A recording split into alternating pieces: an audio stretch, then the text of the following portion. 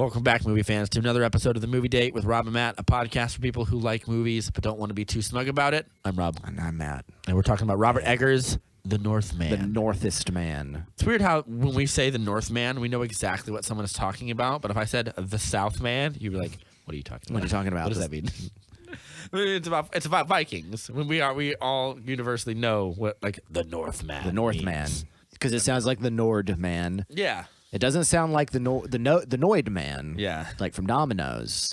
I'm But it does excited. sound like the Nordman. I'm excited to talk about this movie because I have a bunch of like really fun kind of like hot takes, and I've watched a bunch of Robert Eggers interviews about it and Alexander Skarsgård talking about it, and I'm like, man, like Northman. Northman. Now Northman. But before that, we get like 90 trailers to talk about. Yeah, let's we got some movie news. We can talk about these. So we're there's a lot of things coming out. Let's start with RRR because I have so much to say. So we just watched the trailer for this. It's a hit. It's a Bollywood movie. Yes, I think it is in the Bollywood tradition. I don't know if they have music numbers. The in it. dude who directed it is apparently a famous Bollywood director. Okay, So I would call it a Bollywood movie.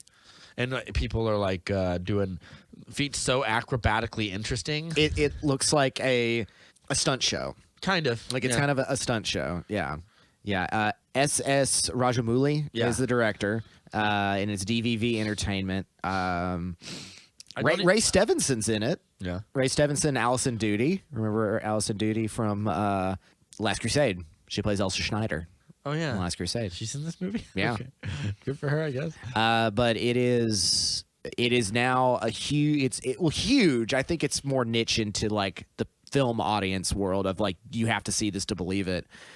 On Netflix. I wonder, because when I was watching this trailer, I was just like, something about Bollywood movies. They're so, like, it's a weird mixture of, like, absurdist, over the top, like, I'm just like, make superhero movies. Yeah, This is what everybody's a you're gonna do. superhero, but they're all like average guys. But they're all it's like the tenacity inside them makes And them then there's like this superhuman. weird schmaltzy earnestness to it where they balance on the other side. Well, think about it in terms of like who's just down the street geographically is like Hong Kong. Yeah. And that's a lot of the same kind of stuff is historical stories that are melodramatic stories of love and power and romance, but everyone's flying around and doing martial arts. It's the Indian like approach to wuxia, except it's. I think they both were these contemporary. Yeah, except the Indian stuff is always usually very modern, but China has a weird obsession with like history and its great historical figures. These legendary generals and and stuff. And I'm like, most of these guys are probably fucking pieces of shit fascists who just would kill all of you. Like,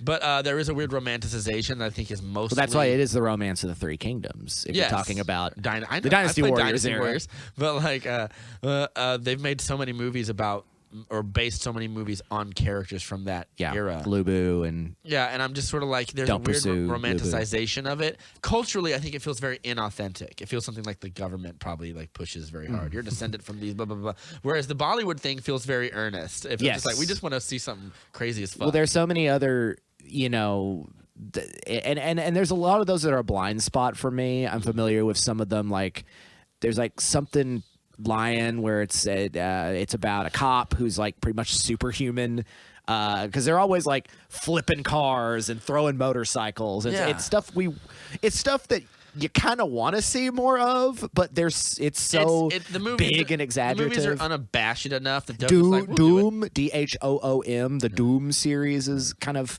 introduced a lot of people to Bollywood action in the early aughts. The only thing for me is every time I see something silly, it's like it was so big and over the top. I'm just like, all right, like I kind of smile at it, like it's something 10-year-old me would have loved, but like 30-year-old me is just like, all right, it's not for me. But it's fair to say I haven't seen it yet, and mostly what I've seen it is in the film communities I'm part of. They're like, you have to see this. This is a delight. This is.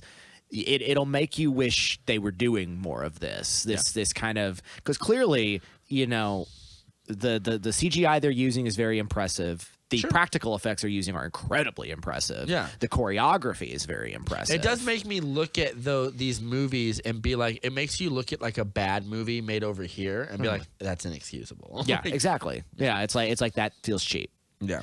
Now, then again, I don't know what the budget. Let's see how much it cost. Yeah, I'd be very interested to know what it costs as well. Let's see if you can figure that out. Is it a Netflix production? It Is is Netflix originally bankroll? distributed in North India and in Tamil, and then in HR. It might be on Budget Wikipedia. is $75 million. So that's like a middle budget over here. and it won its box office back. It was 550 crore, which I guess is the Yeah, sure. and then got back 1,200 crore, an estimate of $160 million. So it's made more than double its budget. Yes, it is the most expensive Indian film ever made. So that makes me look at like a mid-budget movie over here and be like, Some of which are about $100 million to produce. yeah. But Now granted, you can tell like some of the directors who make those movies over here, like there's a sensibility to like Western style movies now, especially more so now. I think more than ever before when I watch a movie like I'm talking about like action blockbusters over here versus like from Japan, from China, from India, from like non-Western audiences. I think the one that's most analogous to like Western sensibilities is like when I watch like a Japanese film. I think that there's like a huge crop of great, interesting filmmakers from like Japan and South Korea. Absolutely, that make yeah.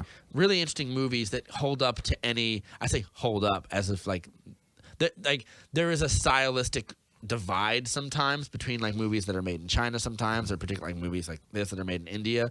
But South Korea and Japan, and I think the reason that their movies can become so analogous is because the technology that is used to make movies are often started and pioneered in places like South Korea and Japan. Well, and also like there are the difference between like a blockbuster picture or say like a live action anime production in Japan or a big wuxia like House of Flying Daggers from Hong Kong, where also all those places have their classic cinematic directors. Like India has Satyajit Ray, Hong Kong has Wong Kar-wai, and Japan had and I actually Akira Kurosawa. So I it's actually they're- look there are at both worlds kind of Yeah. going on in this. no, of course. Real quick, I want to say something. Yeah, go to ahead. give an analogy for the money spent, if RRR, which looks like that, Yeah. made that much money, Morbius cost about $75 million to make. Yeah. So, and Yeah, and I would There argue you go. that Morbius, like, we're in the midst of Morb fever. Yeah. We have not talked about it yet. apparently, I said a little bit about it. It's fine. It's I'm only here for the memes, Rob. yeah. Like I just told some friends. of I the said, two bat themed movies that came out around that time, one is much better than the other. Yes. Well, one of them was a Batman. But I do feel like I'm a bit more sympathetic to Jared Leto because everyone is shitting on him all the time now. That's easy. And I'm just like, I can see why he would say yes to this movie. And I don't think the movie being bad has anything to do with him. I think he's fine. I think the movie is just, it's a bunch of like, this feels too late. And a bunch of like, it was I a, don't it really was know a who this COVID is ac- it was for. a big COVID accident. Yeah, like it was a and- big rewrite accident. And like I feel like it's whatever. I've seen way worse movies. It is action wise. This is a good example of what I'm talking about. The level of choreography in these Bollywood movies are like they're over the top to the point where the ridiculous over the topness does suck me out of whatever I just saw.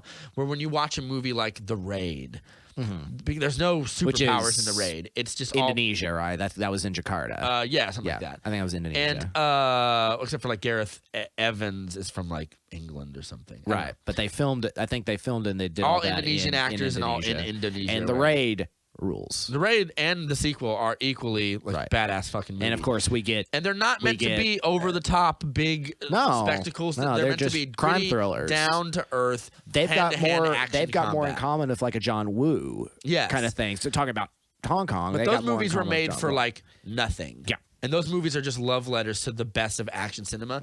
That's which a lot of it is choreography. A lot of Yeah. it is just stunt work and choreography. God bless our stunt people. And like, so when you look at movies like this Bollywood movie RRR and compare it to Morbius, it does make me go like, Which real quick, if we took that out of context of everything else we were saying, people would be like, "What the fuck are y'all talking about with RRR compared to Morbius?" so like, I feel like talking about budget. if I watched a fight sequence from the Bollywood movie, I'm sure I would like most of it, and then be like, the part where he flips over the car with his foot is dumb, but whatever. Like, I feel like I would be kind of like that.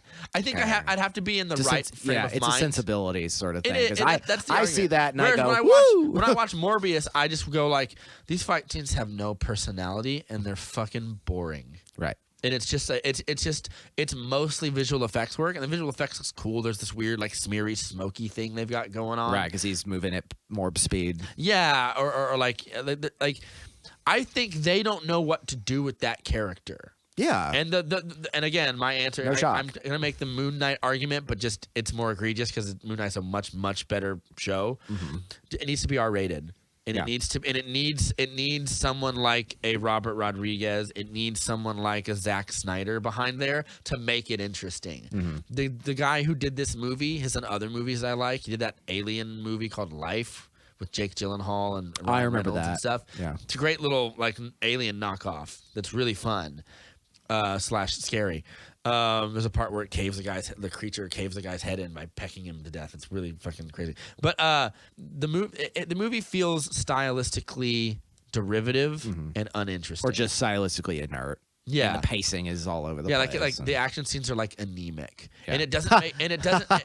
Very, very good analogy given blood. Yeah. Yeah. And it doesn't make up for that anemia with things that are like in the story that are going to make up for. Like I would say Shazam is also kind of stylistically anemic. The fight sequences are generic superhero fight scenes. But the characters are make so up much more colorful. Exactly. And the story's so they much more make colorful. up for it with the color and the character Yeah. and the performances and what the story's actually about. Shazam that I kind of forgave feels a like lot an of that. older, like late 90s adventure PG-13 thriller that you can bring the kids to, but it has enough bite to it that you're like kind of like Moon Knight. The part where the monsters kill everybody in the boardroom is a lot of fun in Shazam. But I'm like, I want a spoonful of Man of Steel in these action sequences because they're such big, powerful characters, and I never really got that. So when I look at movies like RRR, I'm like, I respect the craft.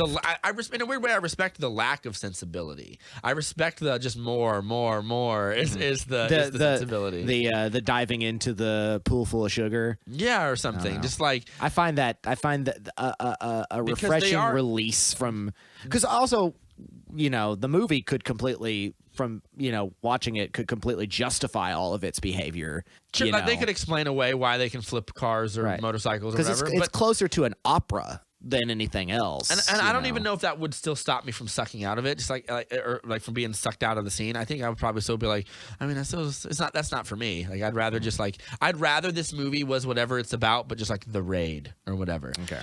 But clearly the people shooting this movie are good enough to do that. They could have done a gritty, down to earth, no superpowers kind of thing, hand to hand only, practical effects only type action movie. But they don't. The people they're making this for, they don't want that. They want over the top, right? Which is by in that order style. of magnitude, right? So yeah, like I think it's fine. I hope it crushes, and I hope it shows people what you can do. And a lot of the times when we like see a movie with a huge budget, like a lot of that goes to an actor. Yeah, a lot of that goes. Like the reason like Endgame or Infinity War costs so much money is look at all these A-listers that you've built up over the last decade. Yeah, for Age of Ultron, Civil War, and I think one other appearance, like they paid Robert Downey Jr. like $30 or $40 million.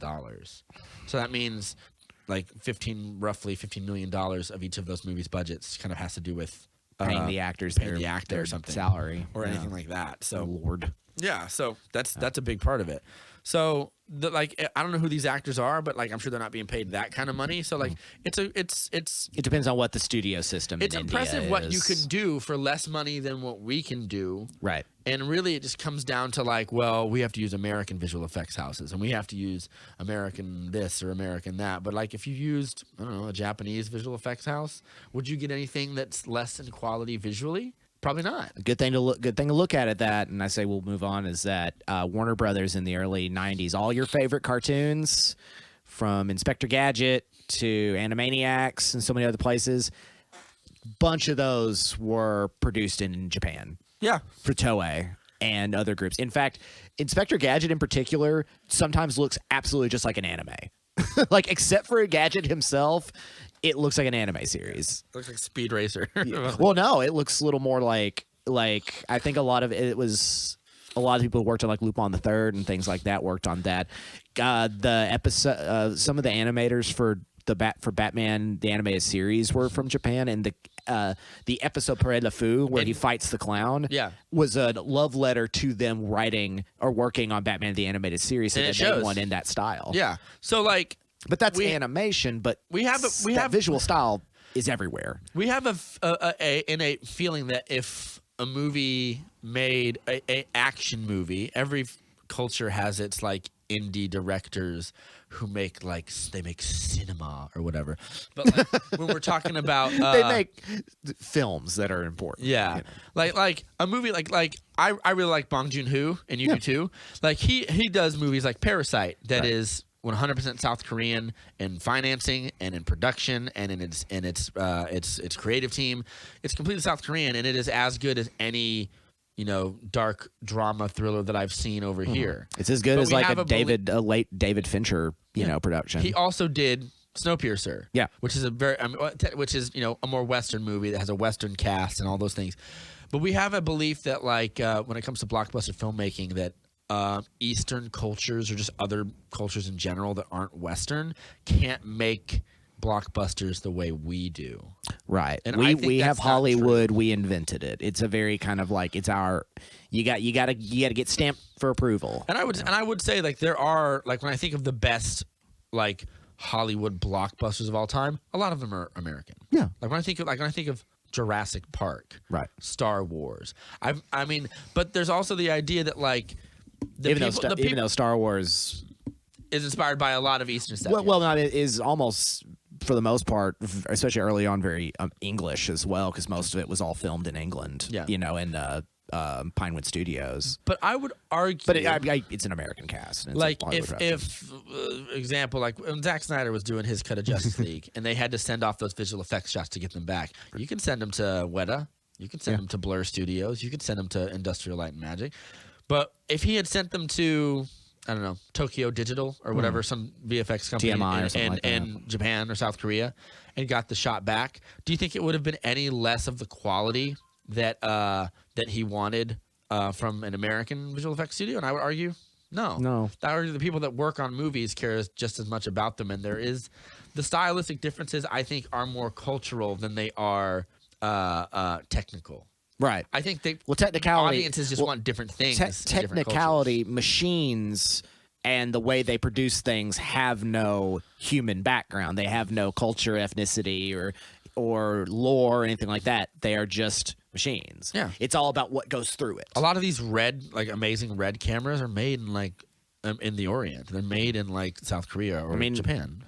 And then they're used to shoot Guardians of the Galaxy 2 or whatever. Yeah. So I'm like, it's just sensibilities. Yeah. It's globalism is what it is. Okay. Let's talk about I'll say one last thing. Yeah, go ahead. I do see this one thing of Jared Leto. Okay, good. Because every day I wake up, I deal with more BS. Yeah. That's all. Fair enough. Let's talk Black Adam. Yes, we got a full trailer with more of everything. More of every one of these characters. Not enough Dr. Fate. I want to see more of him in action. Well, I feel like most of Dr. Fate is going to be Pierce Brosnan without the helmet on, and then a CGI man doing the rest. But that's fine. I'm fine with that. I'm fine with that. Because Pierce Brosnan's great. Yeah, I love he's getting to play this character. He looks great. Yeah. That is also we get some Dwayne Johnson doing dialogue. We get some of him narrating. Yeah. We get some of his past and everything up. You've been wanting to talk. I mean, it literally just dropped yesterday. Yeah. So and I've seen it 3 or 4 times. I think something about the music sucks me out of it and tones me down a little bit. Keep in mind, this is just trailer music. Yeah. You can have a hip hop song over it, and that never shows up in the rest of it. But I imagine a lot of that kind of quote ancient tribal sounds, the is going to be there because it's Egypt or kind of Egypt or Mesopotamia or something like that. So it's got to have that. But I've talked about how trailer music can influence how well you like the trailer or not. Absolutely. Yeah. So when I use a pop track and that could mean a lot. Or just the score that you use. When me and Ryan talk about one of our favorite trailers is the last Force Awakens trailer that ends with the Force, it calls to you, just let it in. Da, da, da, da, da. But the whole trailer is this giant sweeping build up, and the one trailer that I really liked was the last trailer for the Justice League cut, that featured Cyborg's dad giving his little speech, and the whole thing is like this military shun dun dun dun shun dun dun dun, kind of like really building up, rallying the troops kind of vibe. And then it ends with like Cyborg's dad saying like the time is now to stand, to fight, or whatever. And as it comes together, this trailer suffers from like a visual tone that conflicts with like, I don't really think that the music is as perfect as I would have liked. It needs to be a little more epic, a little more yes, kind of appropriate. I think a little bit of like a Middle Eastern flourish on it wouldn't have hurt either. Or something. No, I don't think so. But what I see in the trailer, I'm 90% on board. I talked about before, like there's some visual gags in the trailer that can do kind of like are slightly jarring. Like when I look at that, and by that you mean like some humor touch-ups. It feels like studio punch-ups to be like we gotta be a little more general appealing. They're not stylistically because I feel like Black Adam, I feel like Dwayne Johnson's not going to be cracking jokes in this one. This is a chance for him not to do that. So you've got to have characters on the side that are commenting, which I don't think you need. But again, I think that's just some. I think that's fine. I think it's fine. It's not stylistically jarring. It's visually jarring. Because Black Adam doesn't make any jokes. A guy whacks him in the head, and a baton bends around his head perfectly around that. And he just looks at him, and then he tries again, and he throws him across the fucking ocean. And I was like, it's a visual gag that I'm both meant to laugh at, but also but they're making a big deal about how Black Adam is like he's super serious, and there's a part where Hawkman says heroes don't kill people, and he goes, "Well, I do." And I was like, first of all, yes, and then I was like, but like, so are we going to get a bunch of like off-screen PG-13 deaths that are kind of worry about it, or are we going to get stuff that's a little bit more, dare I say, adult? It's going to be a PG-13 movie, but you can get away with a lot in a PG-13 movie when it comes to like death. And again, that's going to become, as I've seen some other people comment when this trailer came out, where people who are just kind of like already cynical on the DCU, but we're still just like, is he supposed to be a bad guy or not? And this is the word they keep using is anti-hero, right? Which is not, it's not inconsistent with the comic books, right? When he's not fighting Shazam, the other times I've seen him, he's usually an anti-hero of some sort. Like he's a force that rules in Kahndaq, and he rules with an iron fist, but he's not a monster. Which in DC we're very cool with because like we've had several movies about Harley Quinn, who is an anti-hero, but it's kind of, this recalls in terms of like how brutal I kind of want him to be, because like I said, this is, like you said before, for a while, this is a chance for Dwayne Johnson to kind of shed a little bit of that jokey, family-friendly, hunky action guy. And to be fair, the trailer, be a menace and like and to be fair, plenty of stuff from the trailer that we see is definitely that. Yes, a plane flies up next to him and he rips the wing off and it just goes down. The guy parachutes out. Yeah, he did not intend to not kill him. Yeah, like for all he knows, he'll be like, he might die. I don't care or whatever. Which is a lot more true to the anti-hero form of Black Adam. It's not like I'm not going to rip you in half like Homelander or something, but if you die, I don't care. Like it's not I don't care. You're mortal. If we've got to a point where you and me are exchanging blows, like you've already signed your death warrant kind of thing. And also, like, it's worth pointing out, the first teaser we got for this at DC Fandom has him like picking up a dude and electrocuting him to death. Yes. To a pile of dust. So it's not that I think they're gonna wimp out on some of him killing people. They keep saying it in interviews and trailers, and both trailers or whatever have featured him doing it. It's sort of about how they do it. Right. I don't want him to be afraid to take a bad guy and just like there's a great moment from one of the comics when he comes back. He comes back to life, and he visits Kahndaq for the first time, and he sees what Kahndaq has become. And and someone's like, "Oh, it's so different, isn't it?" And he goes, "Actually, it's the same." And he goes and he picks up some ruthless CEO who like funded death squads or something. And he goes, "Pharaohs then, pharaohs now." And he goes, "No more pharaohs," and drops him. Nice. To his death. And I was like, that's a good example of like what Black Adam will do. Right. And I was like, I don't want them to be afraid to do that. I don't need to see viscera and gore. No. But I don't want to I don't want a Ben Affleck Batman the thing, which is like the point of those deaths is he doesn't even care. It is kind of like an afterthought to him. Whereas here, it needs to be a bit more front and center. You have to juxtapose him with the Justice Society, who look great, by the way. Yeah, they all look great. All the outfits look great. There's the a powers great look shot great. of Dr. Fate doing like this weird fractal bending spell. It's very much like the mirror dimension of Doctor Strange. Finally to see Hawkman, and he looks awesome. Yep.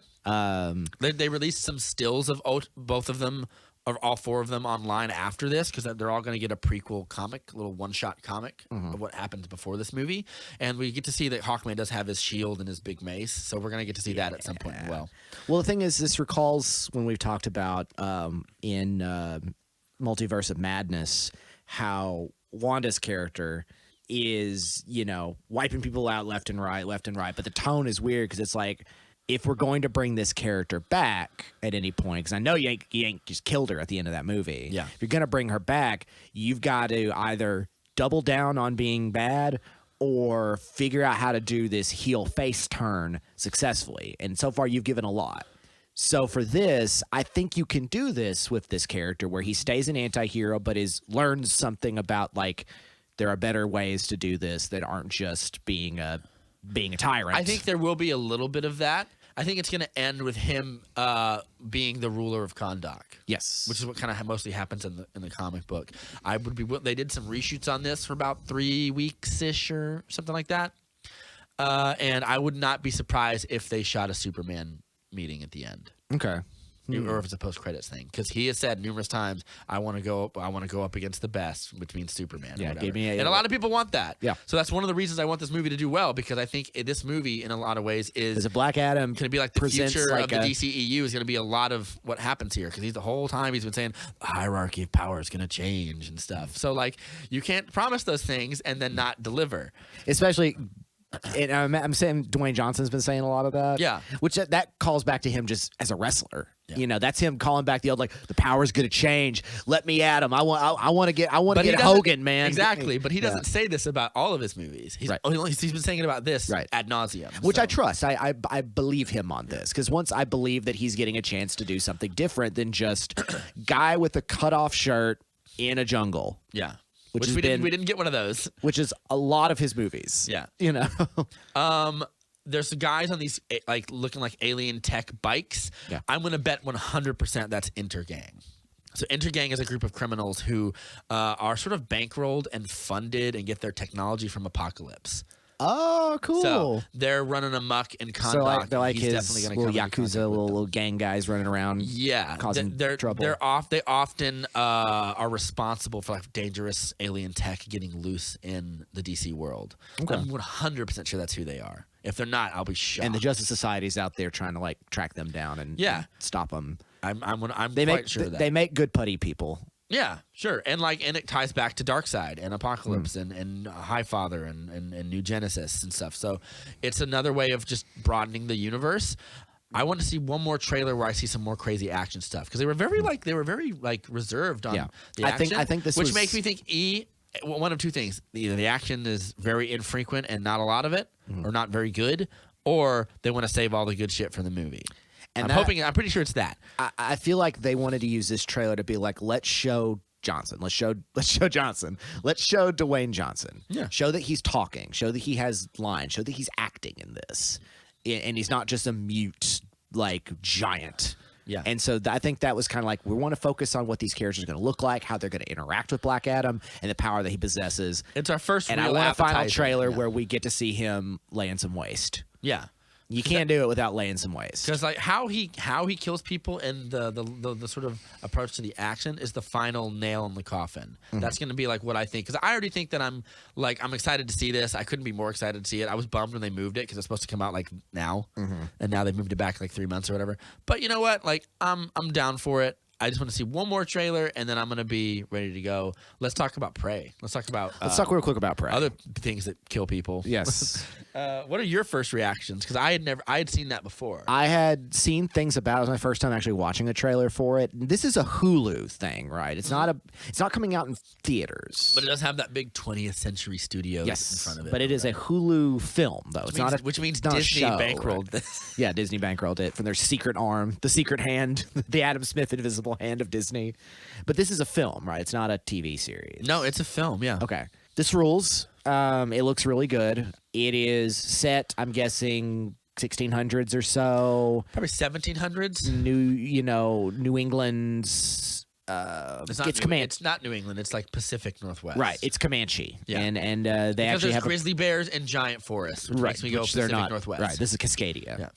Which makes sense for the And the reason I say it's half the cast of the secretly half the cast of the Revenant is in another part of the movie and keeps showing up and getting killed by the Predator. So it's a Predator movie. That's part of the reason I was like, it's got to be at least mid 1700s because we have like fur trappers and stuff up there and flintlock rifles and stuff like that. So I'm like, it's got to be at least somewhere around there. Yeah. But I thought it was going to be like when I first heard about this concept and saw like the posters and stuff, I thought it was caveman era. Yeah. So well, I think I knew pleasantly surprised from preview information that it was going to be set in Native America, in pre-colonial America. Yeah, which I'm kind of pleasantly surprised by. It's very stylistic, very similar to a lot of these new Predator movies. I think they could have held on to the secret that it's a Predator movie for a while, but you can't really get away with that anymore. Yeah, there's too much movie news. The 3 dots on someone's head. You're like, oh, that's the Predator's gun. We know that. Right, we know, and it's that would have been ballsy though. It reminds me to make you think it's like a horror action that's taking place with this tribe, and then it's a Predator. The director is Dan Trachtenberg, I think, who did 10 Cloverfield Lane. So which is a secret Cloverfield movie. If you no didn't one know, knew it was being shot, and then like a month before it came out, they dropped a trailer, and then it ended with like the first time they debuted the trailer, they didn't tell you what it was, and it said 10 Cloverfield Lane at the end. You're like, what? We're going back to Cloverfield? Yeah. So like, I would have liked that if at the very end you see like the invisibility comes off and he's right in your face or whatever. Like, oh, it's the Predator, and then title card. Right. And I was like, that would have been something classy. Yeah. Either way, you can't hide these surprises much anymore because, like I said, if you just said it's a movie called Prey. It's about tribal warriors fighting against an unknown enemy. Yeah. And it's like, okay, that could be anything. And then it's like a month before it comes out, it's a Predator movie. And you're like, what? Awesome. Yeah. Either way, what awesome. The internet has ruined viral marketing for us. Yes, absolutely. Yeah. You can't hide much. Secrets you can't hide much anymore. Much like Cloverfield was, or you think back to the old Batman. Batman Begins trailer, perfect example. You see it; it's a bunch of like they're fighting. There's ninjas and they're sword fighting on the ice, and it's like you have to become something more than a man. At the very end, what are you? You see Batman here, boom! It's a Batman movie. And you're like, what? Or the whole ARG build up to Dark Knight Rises and stuff like that. No. This movie looks really slick. It looks really good. I really like the lead actress. I made a point of saying like this character already is very likable. You said, and I quote, "That's how you do a strong female character." Right, and I will not divulge on that, Senator. But really, let me find out who this actress is because it really seems to. We even get a call back to the line of if it bleeds, we can kill it. Yeah. And this whole thing about like. The tagline for it is, they hunt to live, it lives to hunt. Yeah. And it's like, okay, I really like that. That's an easy setup for what's going on. Is like the Predators are the intergalactic version of the dentist who killed that lion. Yes, they are a highly sophisticated civilization, and they just go out and hunt everything. Yeah. And they have no ethos beyond that, and I'm fine with that. Which makes me wonder how they got to the point of having like spaceships if they're just busy killing shit. Where are the Predator scientists and tech and like engineers? Well, what was it? President? No, Requiem. We got to see the Predator homeworld. Oh yeah, I haven't seen those movies. Requiem's okay. Requiem's kind of fun. That's what everyone tells me. Amber Midthunder is this actress. Nice. From. She's in the Fort Peck Sioux tribe. She was in Legion. Yeah, she's in Longmire as well, and she's in Legion. She's clearly playing this young hunter with this Comanche tribe, and clearly is not fully like absolutely ready for the task, but is forced onto the task and has a lot of like really cool like improvisational things she's able to do. I saw she like made like this vine hatchet that like she can do like really cool stuff all with. I'm thinking is like that thing is like the Predator has like armor and shit. Like how are you gonna like A bow and arrow is like you better like unless he has gaps in the armor. Like I'm worried like you're gonna have to find more impressive ways to kill him. There's a part where she's like hiding in the mud that I was very reminiscent of like Arnold Schwarzenegger. yeah. So I was like, okay, like that'll be cool. Like setting some old school like traps. Like it's about like fur trapping and like trapping bears and stuff. Like I said, So, like, it's if the gonna use a lot of that. If the against Revenant him. all of a sudden had a predator in it. Yeah. Which I mean, the Predator already is. If this genre of movie had a monster in it, because the original Predator is. What if an '80s action movie where a bunch of beefy dudes blew up like a South American village? Yeah, a Nicaraguan like rebel village. And we're having an Arnold Schwarzenegger like awesome movie. Then all of a sudden an alien shows up. Yeah. Great. That's a great concept. It's weird that we've had so many Predator movies, but only like only one of them is like considered like clinic like perfectly good. Yeah. I argue the 2009 one is like it's like a 7 or an 8 out of 10 because it starts off its premise beautifully. And we talked about Yeah, Predators, and then the before, last, and I liked then it. like it rushes to its ending, ruining all the build up or whatever. And then Predator 2 Sucks. I think it's okay. I think sucks. it's a big thing of being set in the year 1992, which they want it to be the future, and it's not. Yeah. It's weird. And then Alien versus Predator came out. AVP. And which then sucks. after the 2009 one, and we Requiem is good. Yeah. Requiem is violent I'll and have to see it. ridiculous. Is it connected to the first one at all? Yes. Yes. It's weird. Not too much. It's weird that two of the like greatest like action sci-fi horror movies of cinema history were put into these what feel like direct to DVD. They're not. They came They're out in not. They theaters. came in theaters, but they might as well be because there's nobody in them. Yeah. Like Arnie doesn't come back. Well, and also like the AVP thing, they got on that fast sometime in the late '80s because of all the comic books and video games. Started as like a. But like, it's weird to imagine that both of those It was movies. an arcade game, right? Yeah. It's weird to imagine both of those properties exist in the same world. Yeah, That's what we're well, saying. I think one of the big problems is they waited too late to do an Alien versus Predator after Peak no one 90s. stopped giving a shit. Yeah. It's like Should've what happened in the Alien Resurrection was 2000 or something, 1999, and it was a thud. I think that movie's fine, but it was a thud. And then there hadn't been a Predator movie in 20 years, pretty much since 1990. So it's like we're doing Alien versus Predator, and most people are like, I don't care. Yeah. What is Arnie in it? Is anybody in it? I don't care. Is Sigourney in it? Oh, who gives a shit? Yeah. 2000. But this looks good. The 2009 one, I think, is solid. And then we get the 2018 one by Shane Black, only 4 years ago, or like 3 years ago. Completely forgettable. And like so meh. Yeah. And definitely sets up a sequel that we'll never see. Kind of reminds me of like these Halloween movies going on right now. It's Yeah. just such a whatever. Yeah. I'm just A like legacy sequel that's just kind of like, Yeah. yeah. So it's weird that like we keep trying to like ace the Predator, but like this movie could be the one that does it. I do want this from it because I like I said, I like this character. I like this kind of setting. I really like this setting.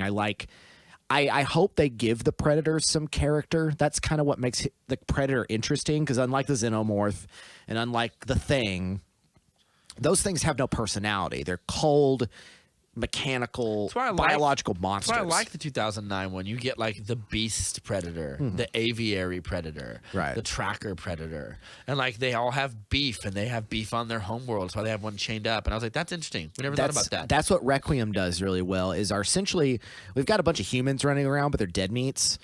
The Predator is kind of the main character, and like is getting revenge for the death of like the one from the original movie. Yeah. So it's like he's sent like as a bounty hunter. He's got personal. That's in Requiem. Yeah. And it's not really so. It's not connected to the first Alien versus Predator. It is though. Oh, it is. Because it's like that happened, and now I'll do a like bonus episode where I talk shit about them. yeah, I'll we watch both can. of them. Because that requires me to rewatch Alien versus Predator. I don't think I want to do that. Requiem is a lot of fun because it just goes full R-rated and it's just violent and Nice.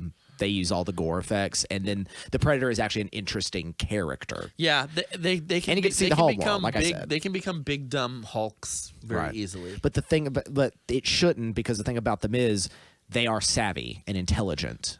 Yes, they that's just have why- they just have gross monster vagina faces. Yeah, that's that why doesn't I mean like- they can't be smart. That's why I like the 2009 one. Is all the traps they leave, traps designed like they put Danny Trejo's character in the middle of a field, and they automate his voice to be like, "Help me," just to see if someone will come save him. Yeah. They're smart. They're maliciously smart. So like they have no can't just empathy. That's the thing. They can't just be big, dumb, stupid things because by definition they're not that. Right. They're the best hunters in the world. Hunting takes a lot of effort, and takes a lot of know-how. So I'm excited for it. This. Let's talk about the Sandman. Yes, which I said as soon as the trailer was over. I was like, that was it. That was all we get. Yeah. Well, it's very short, but I know a lot about the Sandman. Yeah, visually, I thought it was very impressive to look at. Like it's a lot of fun. I know a little bit about the Sandman, and I'm like, my big takeaways were he looks very good. He looks like every singer of an emo pop punk band, which he should, mid 2000s. Which is funny because Morpheus from the original comics was designed to look like every goth band of the 80s. Was designed to look like Robert Smith. Yeah. Of The Cure. Yeah. And that's one thing. I was having a conversation with a friend online, and I was just like, I want him to have big, messy, spiky black hair like he has. That big poof of hair. He also has eyes. Usually his like white, like ethereal eyes. He's very human looking in this, and by he I mean Morpheus, the Sandman, or as Mad Hetty calls him, the Aneromancer. Yeah. The story of the Sandman, at least in this arc, the story of the Sandman in terms of Neil Gaiman's original comics is almost impossible to explain in a single sentence. It goes cosmically. It's a lot of vignettes, really, but there is an overarching story, which is the story of Morpheus, the King of Dreams, and his connection to all this lore and all this Greek history and all this ancient history and everything else. And what happens is in the 1880s or 1890s, a group of Aleister Crowley-esque occultists try to summon him. No, they're trying to summon his sister. They're trying to catch Death. Oh. He is one of the Endless. You like the Death. Love Death. You like the version of Death in the Sandman. Yes. You said, and I quote, she is like they're genderless. She represents herself as a she. Yeah. But she's very much like a comforting spirit, which is very much like whenever she comes, someone is about to die. She's very much like, don't worry, you had just enough time. Yeah. You had as much time as anybody else, just enough. Yeah. And she says, when the lights go out in the universe, I'll be the last one to shut the door. Yeah. One of the best written characters of the personification of death. Which I don't think we see her. We do see her. Oh, is she? She walks along that field there for a second. Is she the lady from the James Bond movie? No, that is one of. So there's so many characters in this story, and for a second you see because the Endless are representations of sort of cosmic realities like death, dream, destiny, destruction. Who left? Desire, despair, and they're all siblings. Sure, despair sounds like a lot of fun, but bummed out all the time. They don't get along at all. Yeah. They're the worst. The problem is they've been around since before time and memoriam entirely. Like gods and God and all that existed before them, but they kind of existed right after as concepts for all reality, and they exist in every reality in some form or concept. Yeah. So they're pretty busy. Doesn't Destruction leave because he hates his job? Yeah, pretty much. They had a falling out. And then probably the fan favorite, one of the big fan favorites is Delirium, where something happened to her and she used to be Delight, but then something happened to her and she became Delirium. And she's like crazy. Yeah, she's crazy, essentially. But the schemers of Neil Gaiman. Yes, the schemers in the family are Desire, who specifically has always been made very gender neutral, very they them, very genderqueer, very Bowie-esque. Yes, very Bowie-esque. And Despair is always kind of displayed as a grotesque, always doing masochism, like tearing at her skin or like leaving like she always like has like pins in her lips and is like ripping from them and everything, and like causes bad luck to people. Is that representation of like the worst luck, and they tend to scheme off each other a lot. Do you think we're gonna get a lot of that in this? I hope so, because they're major characters. Let's see here. So the actress that is playing Lucian is not from James Bond. Oh, isn't it? Yeah, I thought it's it a was different- the new 007. No, she looks very similar. It's a different actress named Vivian Otmapone. I'm sure people will definitely not take issue with her being race recast.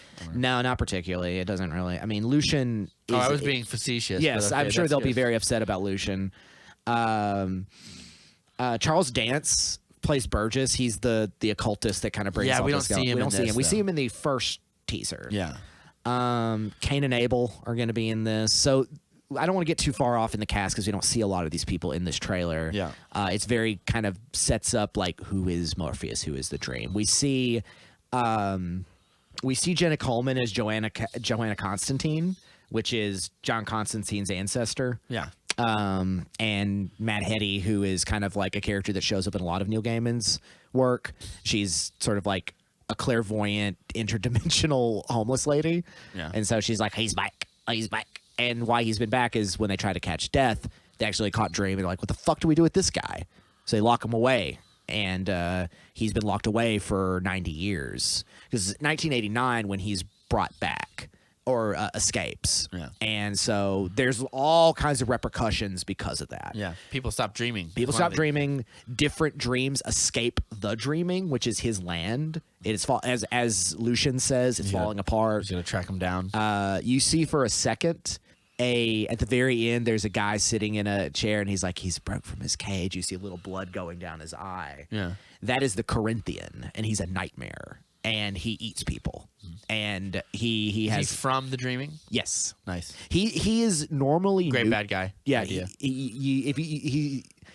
he also kind of looks like Sting. He looks a little bit like Sting. It's the 80s. But his eyes are mouths. Mm-hmm. So he always wears sunglasses, but if he takes his sunglasses off, his eyes are little mouths, and he's a cannibal. Pretty sure that reminds me of like the Wheel of Time. Isn't there a person with eyes for mouths? In the Wheel I of think Time? so. I don't know. The one the Corinthian's the one I know the most. Okay. But he's generally neutral if he's in the dreaming. But he's escaped and he's lived in our world, and there's a book that happens after this called The Doll's House where a character ends up kind of like tracking down like the Corinthian, and they end up at a hotel in the Midwest that's secretly a hotel like convention for serial killers, and he's hiding out there. And he's kind of made a name for himself among like the pervert serial killer world. It's really dark, but it's very Gaiman. Is that what he likes to do? Is kill people or whatever? Or is he Yeah, just- now that he's released, he eats people. Right on. And so he's still neutral. Like he doesn't have any reason to. He's just evil because he's a nightmare. Yeah. So he's going to be in this. He's played by Boyd Holbrook. Is that who that was? Yeah, I didn't. Boyd Holbrook. I couldn't have even recognized him Who? from that terrible Predator movie. Well, he's also in Logan. Yeah, he is. Yeah. I remember him as I Live and Breathe. As the I live and breathe. Wolverine. Wolverine. Yeah. Desire and Death are going to be in it. Despair is going to be in it. Nice. David Fulis, you see for a second, he plays John D,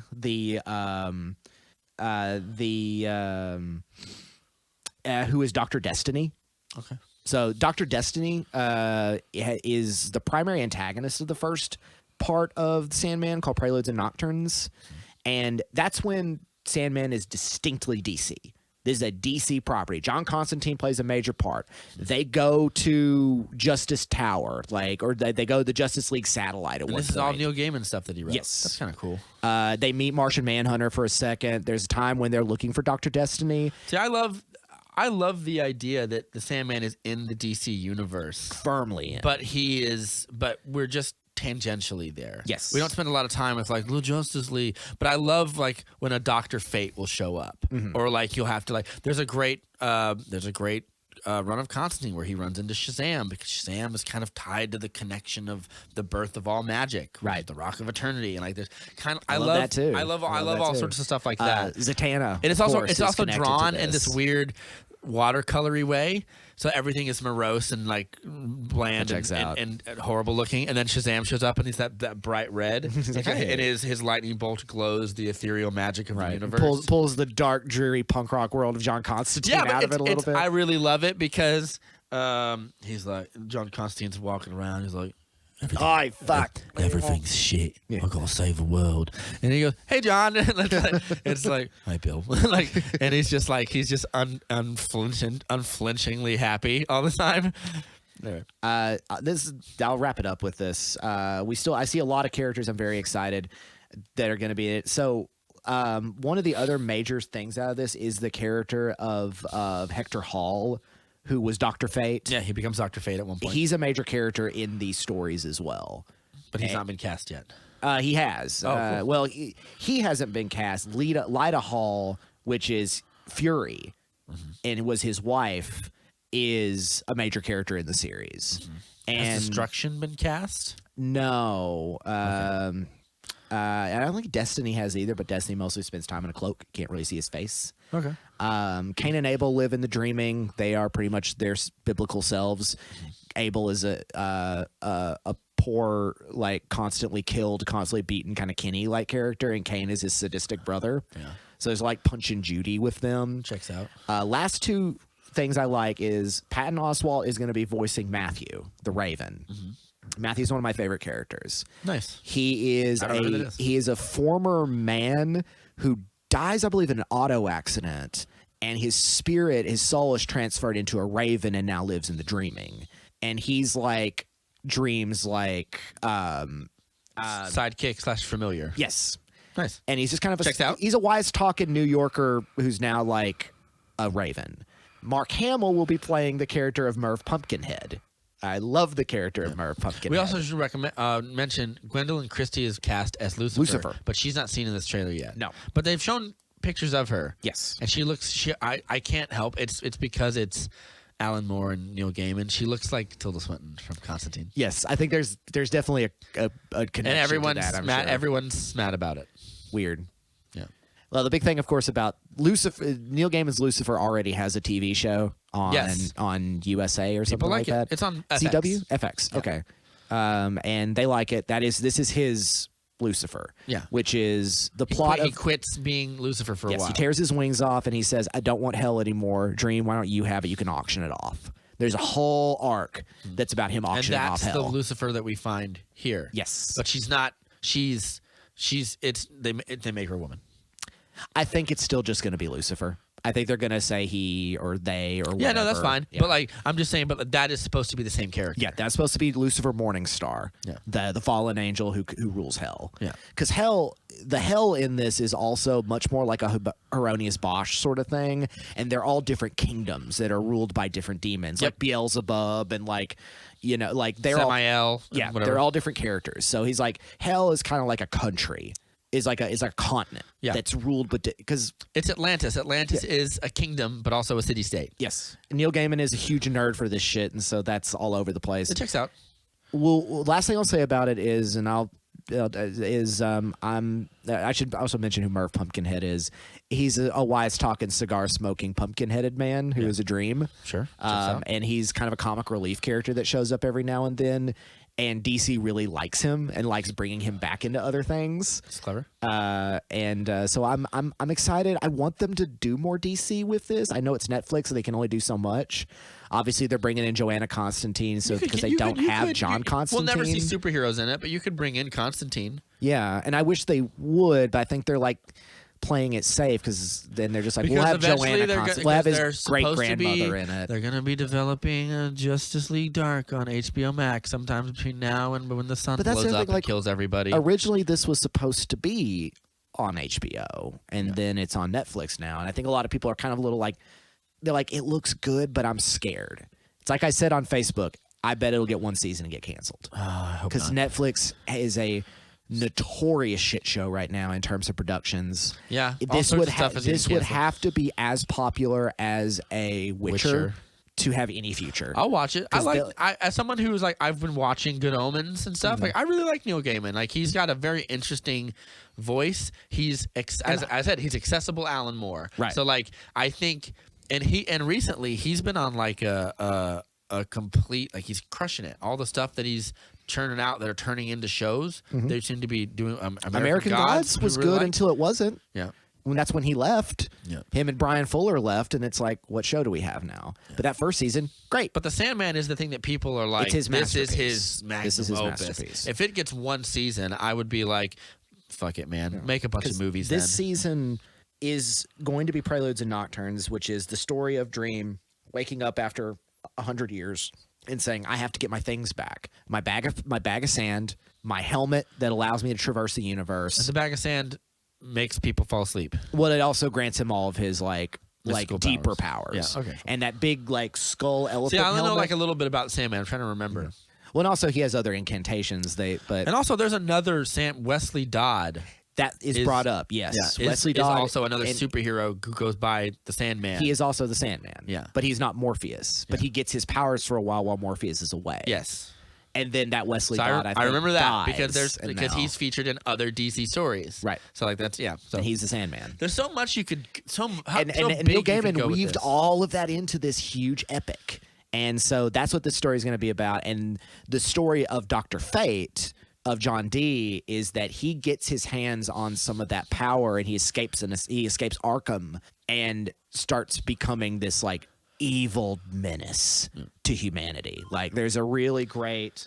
See, I think the one thing that you could get away with DC wise is bringing in a Dr. Fate into this. We're recasting Dr. Fate for this show and then having them eventually come into contact with him or whatever. That would be cool. Yeah. Anything more than that, I'm like, I don't want to bring in superheroes. I want to keep it And as they don't magical bring adjacent as possible. in them so much as you run into like I said, Martian Manhunter and a couple other characters while him and John Constantine are doing detective work. Yeah. And they all know who Morpheus is. Yeah. I know who you are, but I don't know. I've met you before, but I don't know who you are. Yeah.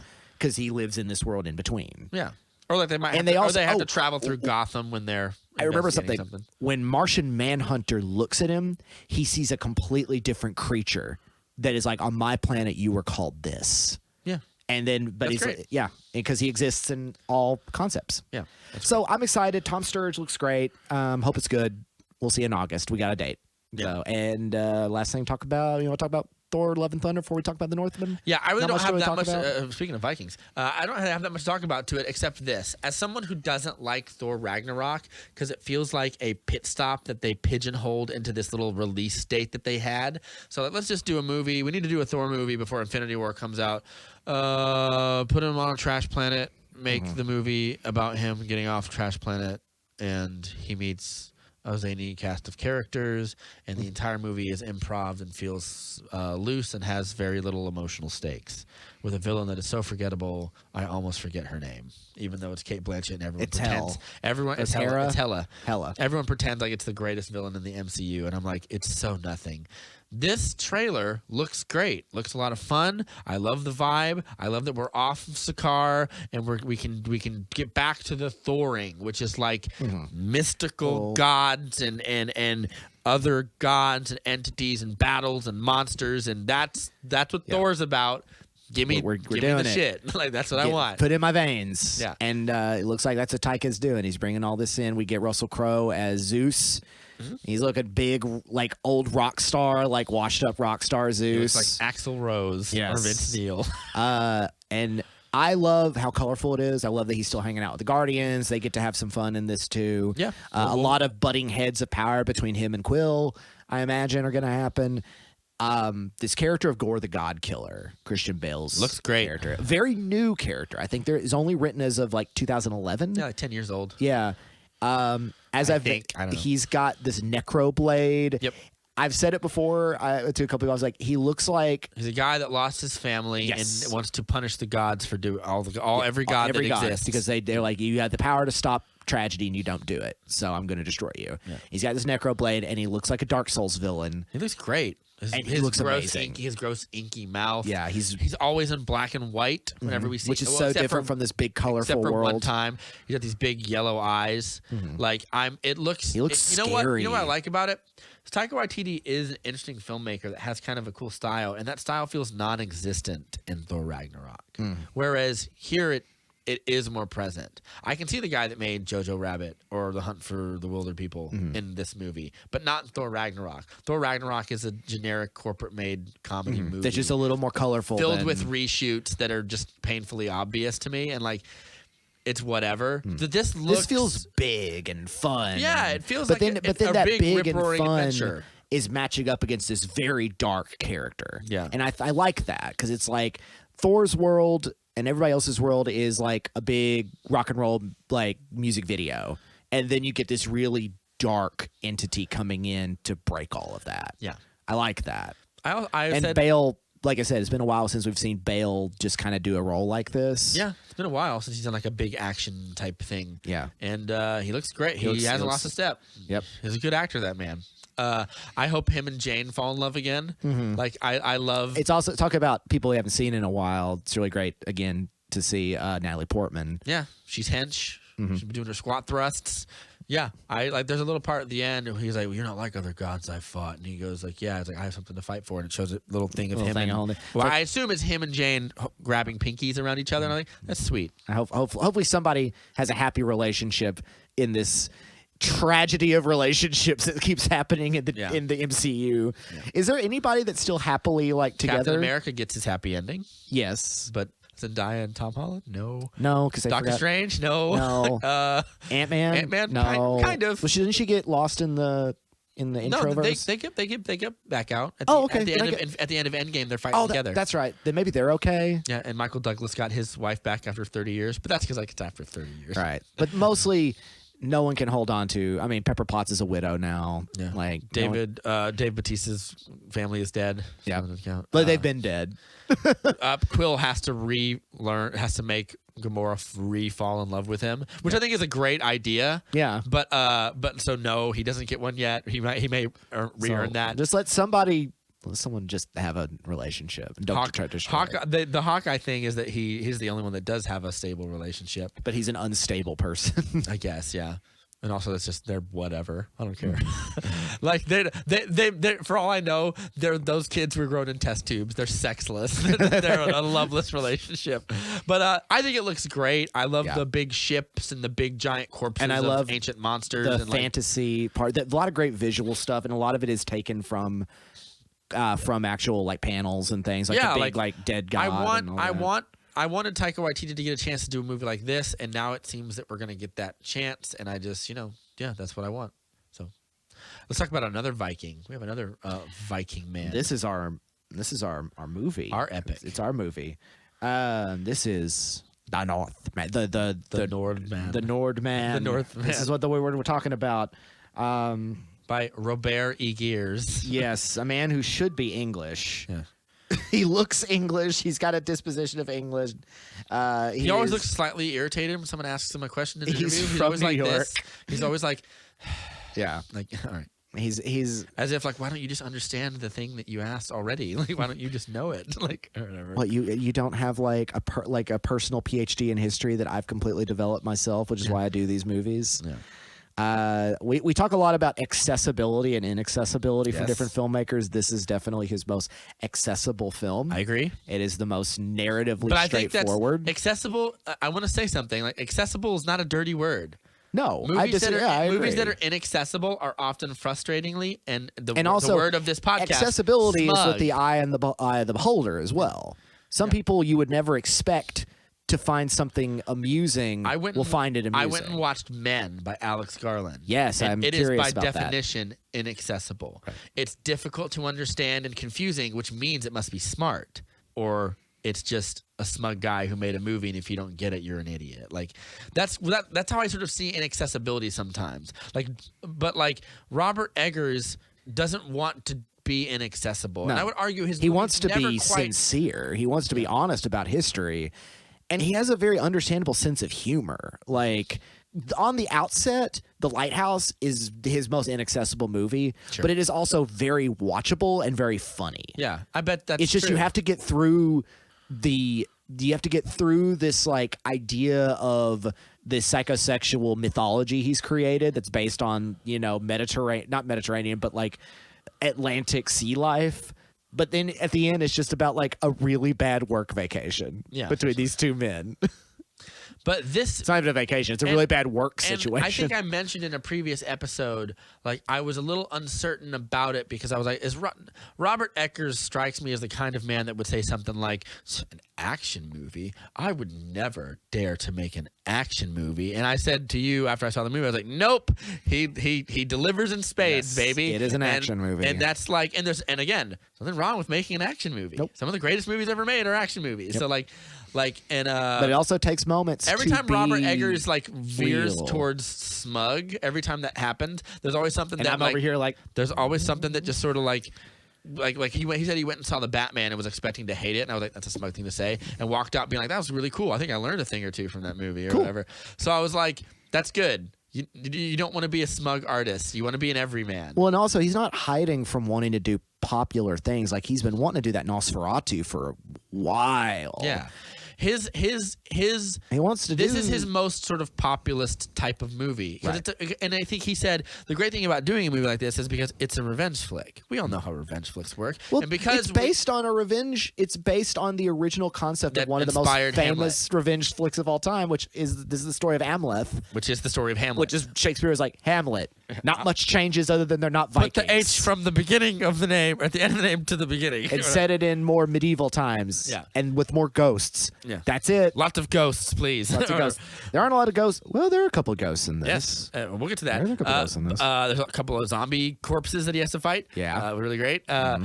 So like I think that when he's very right when he says like it's a revenge flick. We know how revenge flicks work. So because you can kind of turn your brain off. Like, oh, I get it. He's got to get that guy. He's got to kill him. Right. And because of that, I can start peppering in the mythology. Well, and also the visual nature of this. And one he's thing also not pro vengeance because it also shows a lot of like how sad this vengeance is. That vengeance and like how much destroys everything. and like he dispels the idea that the Vikings were romanticized or like he's like the Vikings suck. Like Yeah. they're the worst or whatever. And he goes, but I don't want to be a moral arbiter and like we like tales of revenge even when they're morally grotesque sometimes.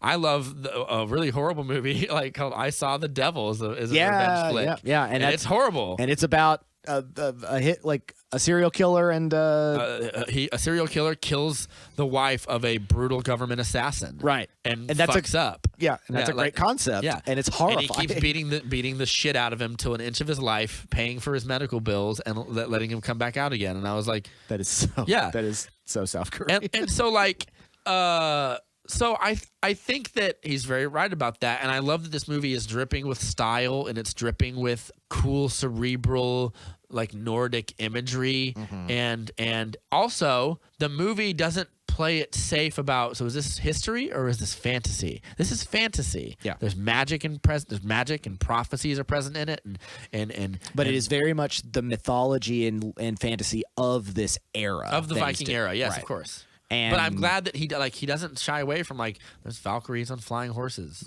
That's the thing that there's exists. soothsayers and There's magical swords, Yes. big like mythological things that are throughout all sorts of myths. he's so, like, capable of physical strengths and possibilities that normally would not be yeah. physical and possible. Also, the part where he catches a spear and throws it back is pretty dope. It's great. Yeah, so- and apparently that's based on something that someone wrote like in the Edda. It was just like, yeah, this motherfucker caught a spear and threw it right back in this dude's face. It sounds like the kind of bullshit like that dude who's like, yeah, like I thought like it sounds like a guy who he got attacked by a shark and he tries to tell you like what happened. Yeah, he's like, I punched in the nose. I punched the shark like 4 times. He tried to swim away and I grabbed him back again. I was like, fuck you, shark. And they got I also love, where is this guy you met him at a bar? He's like, I fucked up a shark, man. yeah. And that's what Viking epics are. People lying. Yeah, it's some guy being like, oh, I could have gone pro if I hadn't broke my toe senior year. Yeah, but I carried the whole team on my back. Yeah, so like I do. It's a whole culture of those but, guys. But he wants this to be a Viking myth, so he Yes. takes it as true. But when I saw him catch a spear, I was like, oh please, the uber masculinity of great. this movie. But and so the story of it is the story of Amleth is he's the son of the king of. Or not a king of something. there's a I can't lot. remember. It's funny because we realize there's lots of different like vying powers at play. It's Ethan Hawke. There's the land and of the he's- Rus, and there's the Ukraine, and there's all those things come together. the people of the birch forest and the boreals and all that, Which is There's supposed to be like Norway. a guy from Iceland. Ireland. Yeah. There's an Irish guy, and of course our main attraction, Iceland. Yeah. Arvandil, the War Raven, and is Ethan Hawke Yes. in it for like a minute, doing great because Good. Ethan Hawke. Yep. And then his little son Amleth is like there. He comes home and he's got his wife and everything, and he's come home from conquering everything. Nicole Kidman, welcome back to films, Nicole Kidman. Yeah. Very happy to have you here. She has some amazing turns in this movie. The guy who plays Arveth, or not Arveth, the uncle. Fjolnir. Fjolnir. Klaus Bond. Klaus, yeah, he's great. Yeah, he's really good. Yeah. And he has some interesting turns in this. Not much on spoilers. I'm going to just talk about the movie openly. I mean, if you can't, it's a revenge epic. It's a revenge epic. The big spoilers. Alexander Skarsgård's great. The big spoilers might be like the twist with Nicole Kidman. Yeah. But like other than that, if you can imagine how what it happens, ends is about as much as you would be like, oh, how does this revenge thriller end? Yeah, I mean, fair enough. I don't have a problem talking about spoilers because it's been out for a while now. Yeah. It's already on streaming. I mean, you're not going to watch. Which, by the way, Robert Eggers was kind of like, this, it's worth saying, this movie did not do great at the box office. No. It did.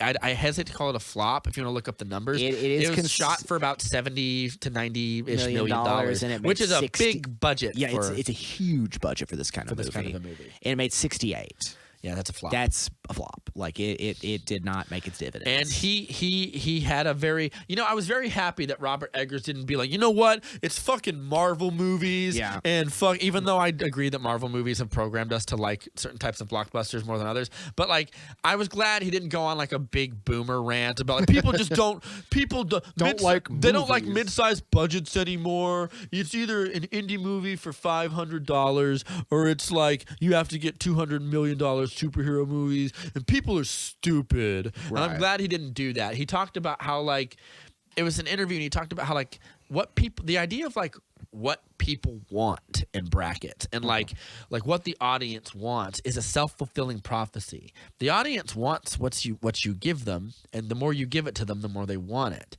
And he goes, the reason they want blockbusters done a certain way is because we've just decided to give them that over and over again.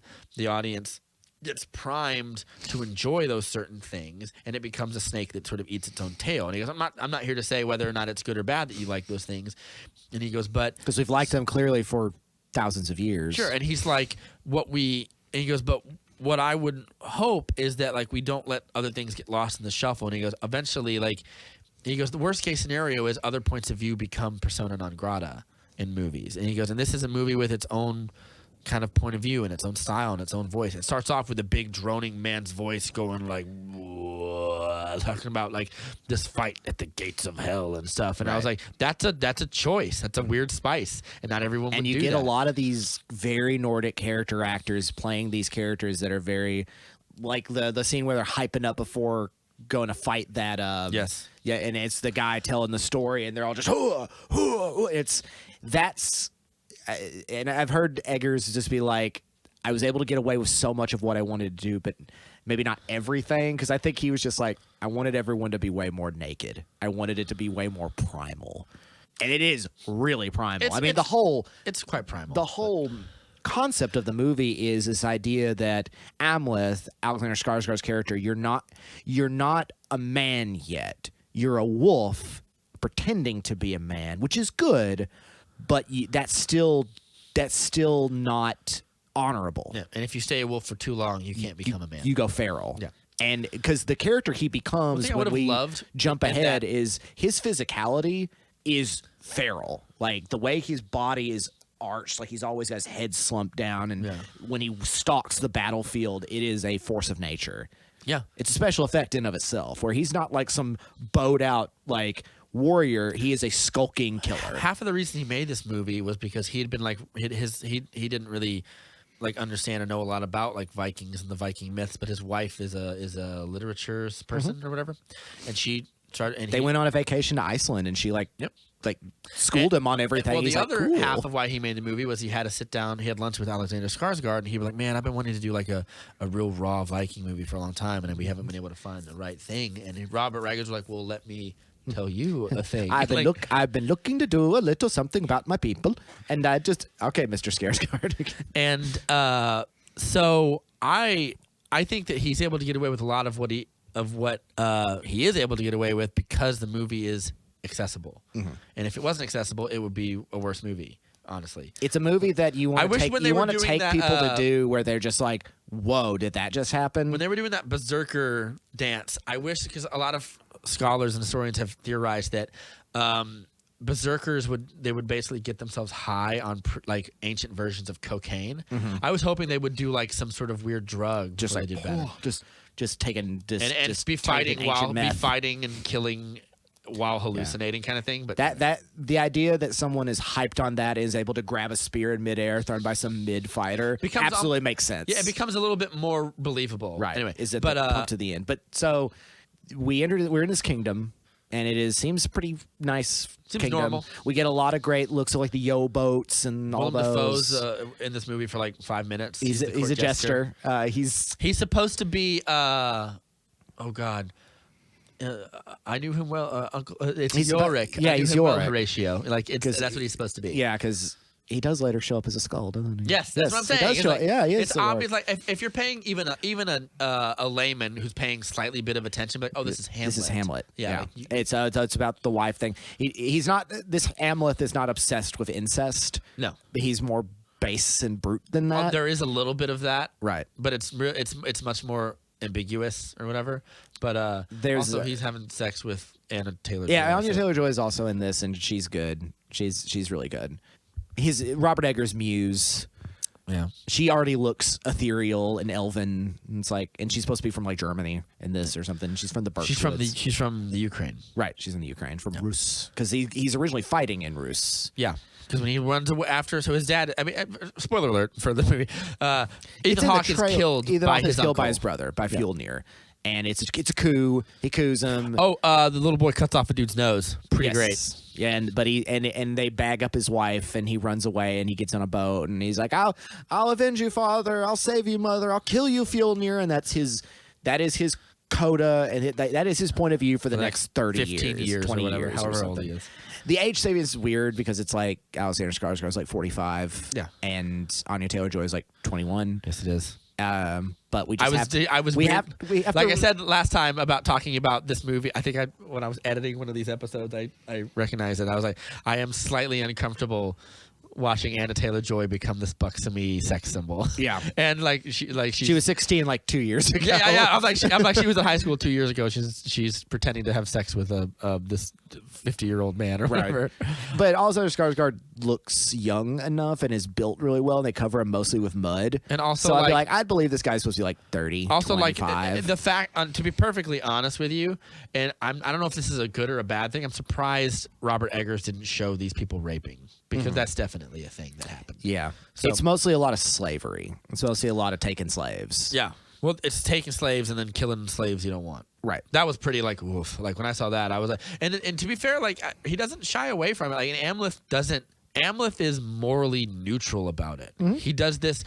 I feel like he's raised in a traumatic warrior culture, and he's one of the best of the warriors. Well, yes, but also like he's here to make himself stronger. Yes, he's got a goal in mind. Because once he finds out, when they go to this village and they raid this, and I mean, it's a great. They keep that camera, the big single tracking shot. When the arrow flies by him and it just like goes through the camera. It could be like a 3D the shot effect. where he like, takes an axe and like knocks the guy off the horse. I wonder how they did that. Definitely had to use wires. Yeah, that's a dangerous stunt to do. Yeah, but it's great. Like I will get to the action stuff because. Like it is an action movie. I want to talk about the fights. There's action moments. There's action beats that happen. Yeah. There's a part of the middle of this movie where it turns into a slasher film. That's also we'll get to that. Yep. It's pretty wild. But they burn down they load up a bunch of people they don't want, like kids primarily, and they burn down this church. Old women. Yeah. They burn down the unnecessaries of their travels. But in the ruins of that, he goes at night and he, like we always do in abandoned places, he finds Bjork. And she does what Bjork does best, which is be weird. Be weird and express the mysticism and terrifyingness of Iceland. And she's like, "You must go to Iceland." He's like, "I don't know if I want to." I love the Robert Eggers. He made movies about witches. Like I appreciate that the magic in this movie there's both dark magic and there is light magic or something. There's magic of nature and the magic of evil. It's Wicca. It's the yeah. She's very Bjork she's in it for like 2 minutes. 2 minutes, but it's very unnerving and very this movie is primarily it wants to be a myth.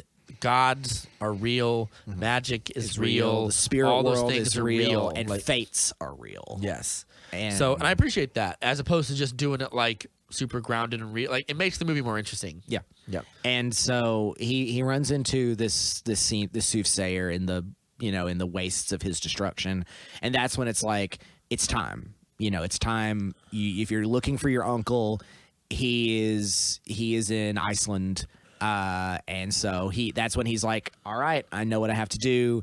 He sets himself up to be taken as a slave.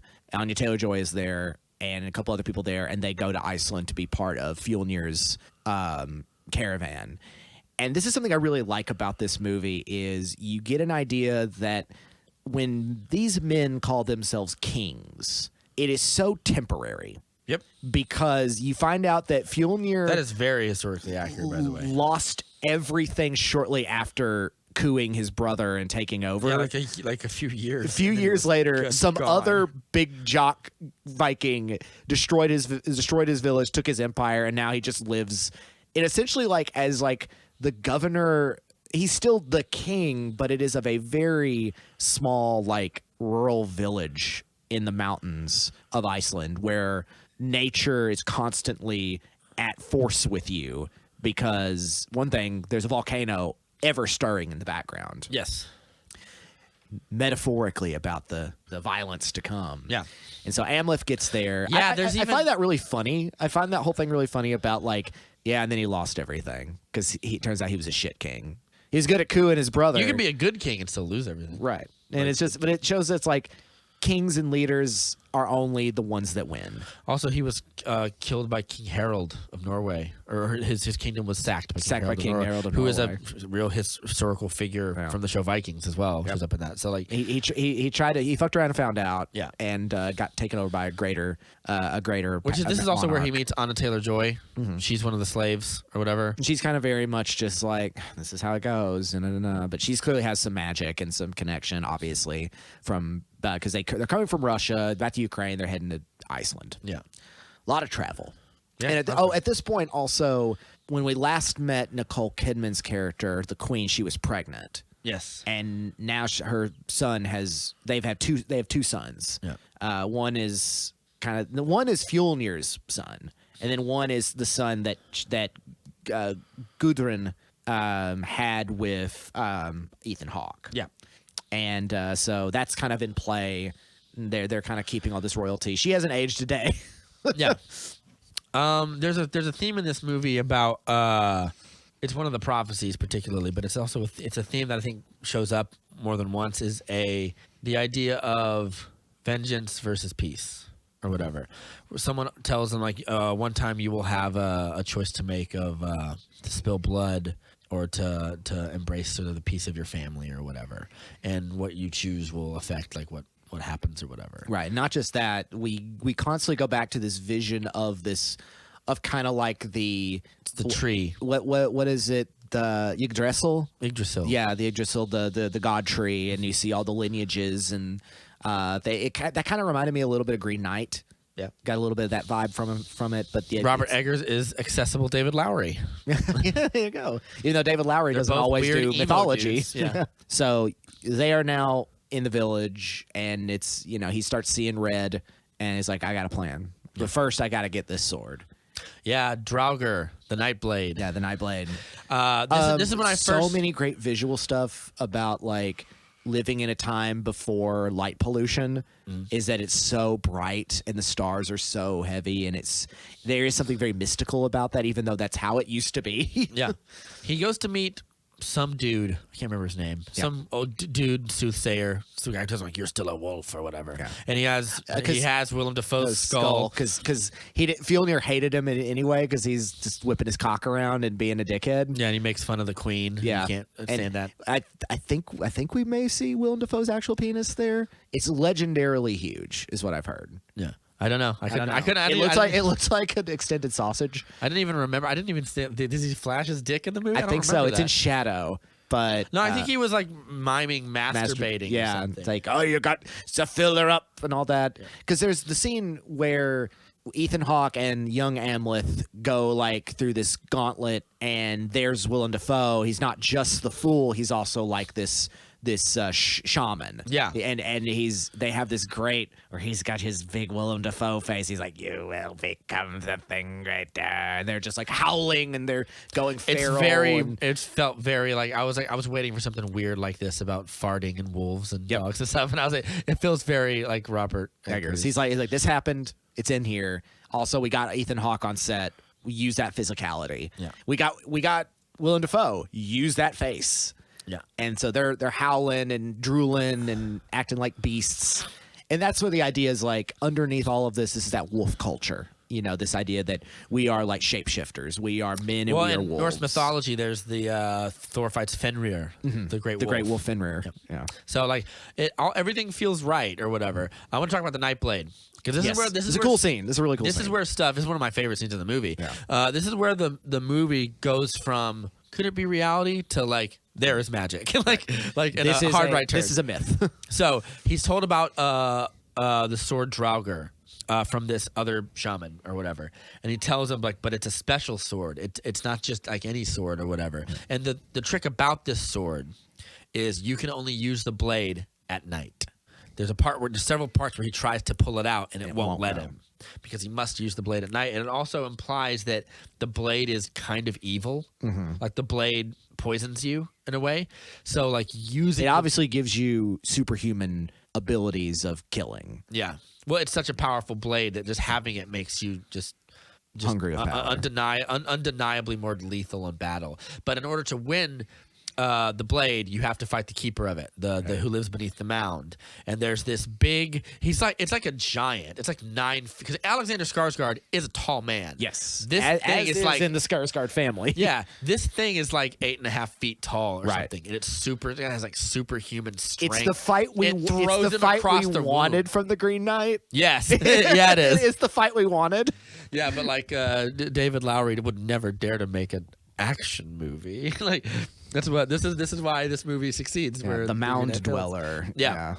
And they fight underneath him, and they have a great brutal fight scene. And that sword, the great sound design, the sound of the metal clanking of that sword, super great. And then when he finally beats him, he cuts his head off and puts his head in his ass. He puts the corpse's head on his ass, which is a Viking thing of disrespecting your enemy that you've beaten or whatever. Right. So very cool. He gets the blade.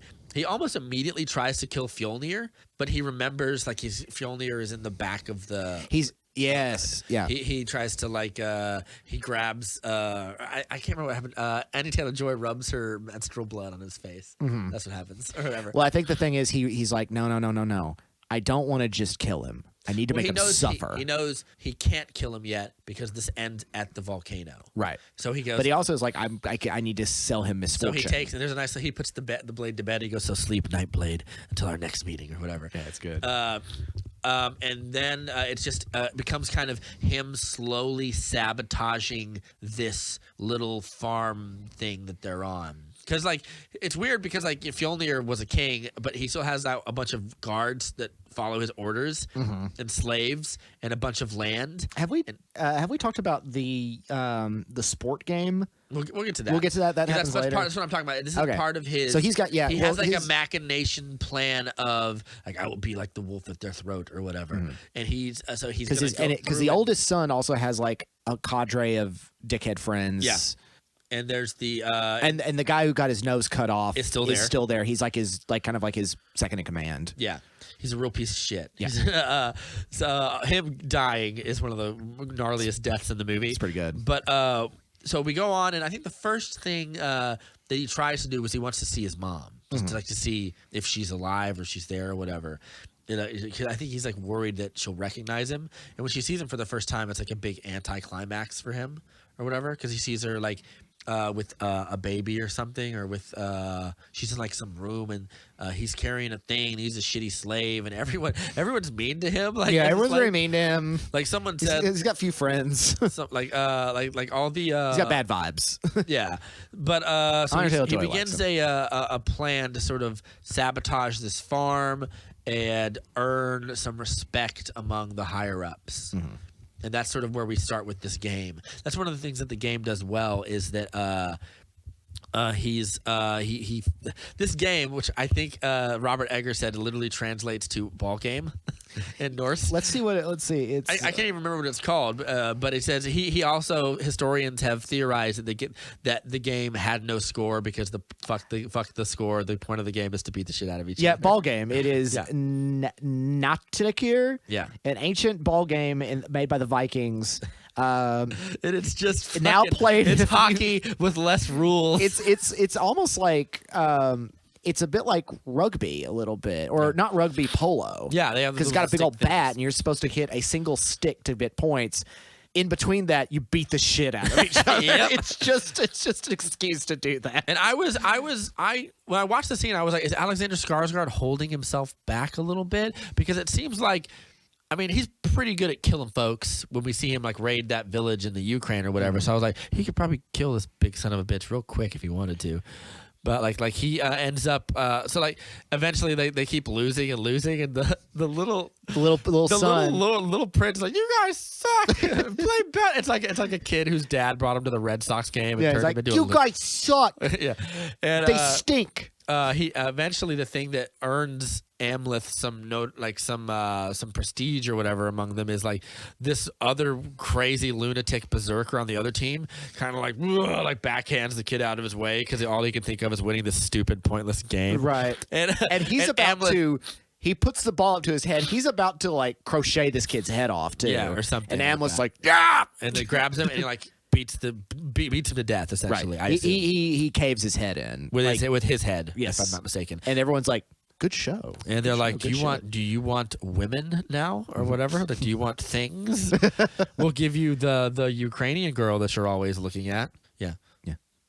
But they also say something like, but you'll never be one of us or whatever. And I was like, what are you? He doesn't want to. Like you're a farmer, dude. Yeah, it's like you're never one of us. You lost. Yeah, you had. I saw your big castle. That shit doesn't belong to you anymore. You live in a hut. And because the guy who's playing Fjolnir plays. He is the antithesis of like the big evil king. He's just kind of this guy now. Like he's been humbled. He's a dude, and you could easily walk away from all of this because he's now just some like. Grade. You could argue the revenge has already taken place. He got his karmic justice. Yeah, another king he could not keep his kingdom. Beat the shit out of him. Essentially. Right, and made him go miles away to an island. But that's the idea is that like this is not a revenge flick that is cathartic. Mm-mm. We don't watch this movie like we watch Django or something. You're like, hell yeah, like we kind of. I mean, I do kind of hell yeah when they fight naked at the end of the volcano. It's pretty metal. What is it? Holgang. Yeah. So like, but we're not supposed to watch this movie and like agree with all the choice. Like revenge is a poison. Yes, and it's much like much like the Nightblade. It poisons. Yeah. It is, and it also takes away your freedom to do anything else but it. Yeah. So like Robert Eggers said in one of his interviews, like I could be the moral arbiter. Like I don't like identify morally with Amleth, and he goes, but that's not the purpose of the movie. Mm-hmm. The purpose of the movie is that to Amleth this is important or whatever. Right. And like spoiler alert, later he kills his mom and kills his brother. Yeah. Technically both of his brothers. But like he kills his blood brother or whatever. So like the revenge, you do ask yourself kind of slightly lazily, like was it worth it? Right. To him? It becomes the thing of Hamlet itself, which is Hamlet's like, I believe so strongly that my father was killed by my uncle and he has taken everything, which for the most part, like, and we find out that it's like the idea that the father, the king, is some good man is a myth as well, because it's just what he remembers. Yeah. And he liked his dad. Because in the great. We'll get to it. Yeah. But let's go ahead and get to a few of his little tricks. Yeah, he does. There's a couple of. I can't really remember a lot of One them. of them I definitely remember. What do you remember? It is he gets all of the older prince's homies all drunk, and then goes in and slaughters them. Yeah, I remember that. And then in the morning, Yeah, and when he does it, he goes into the shadowy room and he goes, "Don't feel bad. You're only the first of my many exploits or whatever." And when you just hear blood just slat, and then in the morning, you see everyone kind of around the gray sky in the background. The camera's pulling up. The prince is just wailing and all that, and the camera pulls around, and he has Hannibal Lectered these guys. Yeah. They are been cut into pieces and made into the shape of a horse. Yeah. On top of this, at that point, I think I rewound that like 3 times. I was like, that's I was like, that is metal as fuck. Yeah. He horsed these guys. I mean, it is. I didn't see that coming. There's also like smaller pieces of sabotage, like they put drugs in some food and stuff. That happens that later. That's that bit when he like burns when he sets something on fire, and then they're all That happens later, yeah. They're all hallucinating, and that's when he gets at the nose guy because they're all like freaking out and shitting themselves and having panics, and he's like, "All right, I got him." And now all this is like the king is watching, Fjolnir's watching this and being like, Which one of y'all was it? Something's going on here, and he's feeling like something is vexing him. Something has come for him. Yeah, they do oh god, what was it? I can't remember. They do some weird thing, like some Norse ceremony where they kill a horse. There's lots of killing of horses in this movie. They cut a horse's head off, and they cover Fjolnir in the blood of it so that he can be on better terms with the gods and kill whoever this dude is. Anyway, what are some of the other sabotages that happen? Like I'm trying to see here. I can't remember. They don't mention many on the Wikipedia other than just like the actual like killings. Yeah. Because he gets overseer's duties, kills some of Fuel's, and then it's Olga. It's Anya Taylor-Joy's character. Yeah. Uses fly agate, and that's when he goes in during the fire and the chaos and talks to his mother. Yeah, and that's where Nicole Kidman gets to deliver a crazy monologue. Yeah, and turn the tides of the whole movie. Almost terrifyingly. Yeah, she tells him that when you saw me being taken by Uncle Fjolnir, like he's like, you were crying. You're like, no, I was laughing. Mm-hmm. Your father sucked. Your father was a rapist and a violent, evil man, and you are delusional to believe that he was like this hero. See, I was always in love with his brother. It makes me look back at the beginning and be like, well, if the case is to make it ambiguous as to who Ethan Hawke was, why is he so amiable in the movie? I think that's just how Amleth remembers it. Yeah, it's just a child's point of view. He loved his son, but he was a tyrant nonetheless. And it's like, do we see any examples of his tyranny? No, but that's all from that. You have to because clearly seems all right. Because there are a lot of people who seem all right who turn out to be monsters. Fair enough. And also it's like they're Viking kings. Yeah. He's probably a brutal person. He's like she was like, I was a slave. And I was taken, and then I was raped, and you are a prospect of that. You came from that. And he hated me, and I was happy he's dead. I'm glad he's dead. Yeah. And this is all, he's just like, no, this can't be true. And as he runs out, she's just, she gives a great witch laugh. She just, because that way you're like, well, she's evil, kind of, or just mad with like, vitriol, like she's like, but she like also like he was so happy, like, mother, I'm happy to be here. She's like, I hate seeing you again. It destroys him. Well, the thing that she says is like, she makes out with him, and then she's like, if you kill Fjolnir, I'll become your wife or whatever. I forgot about that. That's the part that makes it a little more malicious. Is like, how many times has she done this? Well, and it's also that there's a scene in Hamlet, and it's a scene that's not talked about enough, but I've seen really great versions of it, and it's when Hamlet confronts his mother about the conspiracy. I know this scene, and when he's making the accusations that you're a part of this, you're a part of this as well, and it's way more ambiguous on her side of things. She's mostly just terrified that her deranged son is going to kill her, or do something worse. Because I've seen versions of it where it's like way more physical, like it's like he has like this obsession with her. Yeah.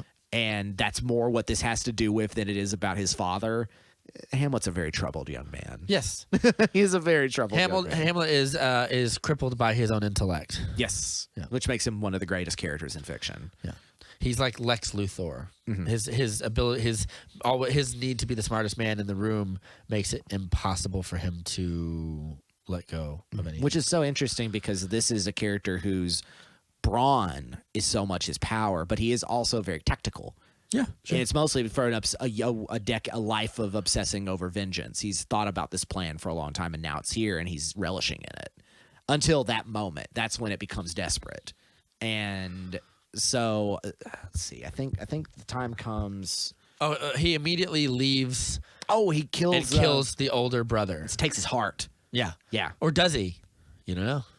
Well, his heart's gone. No, yeah, but so they bring it back, and he goes, "Was that your son's heart, or is that the heart of some mindless dog that I cut out earlier?" And he goes, "You'll never know. You'll never know." Yeah. Oh yeah, that's And then they beat the shit out of him, and like, you think this guy hasn't had the shit beat out of him? Yeah, a lot. You better do worse torture than that if you want to get answers from.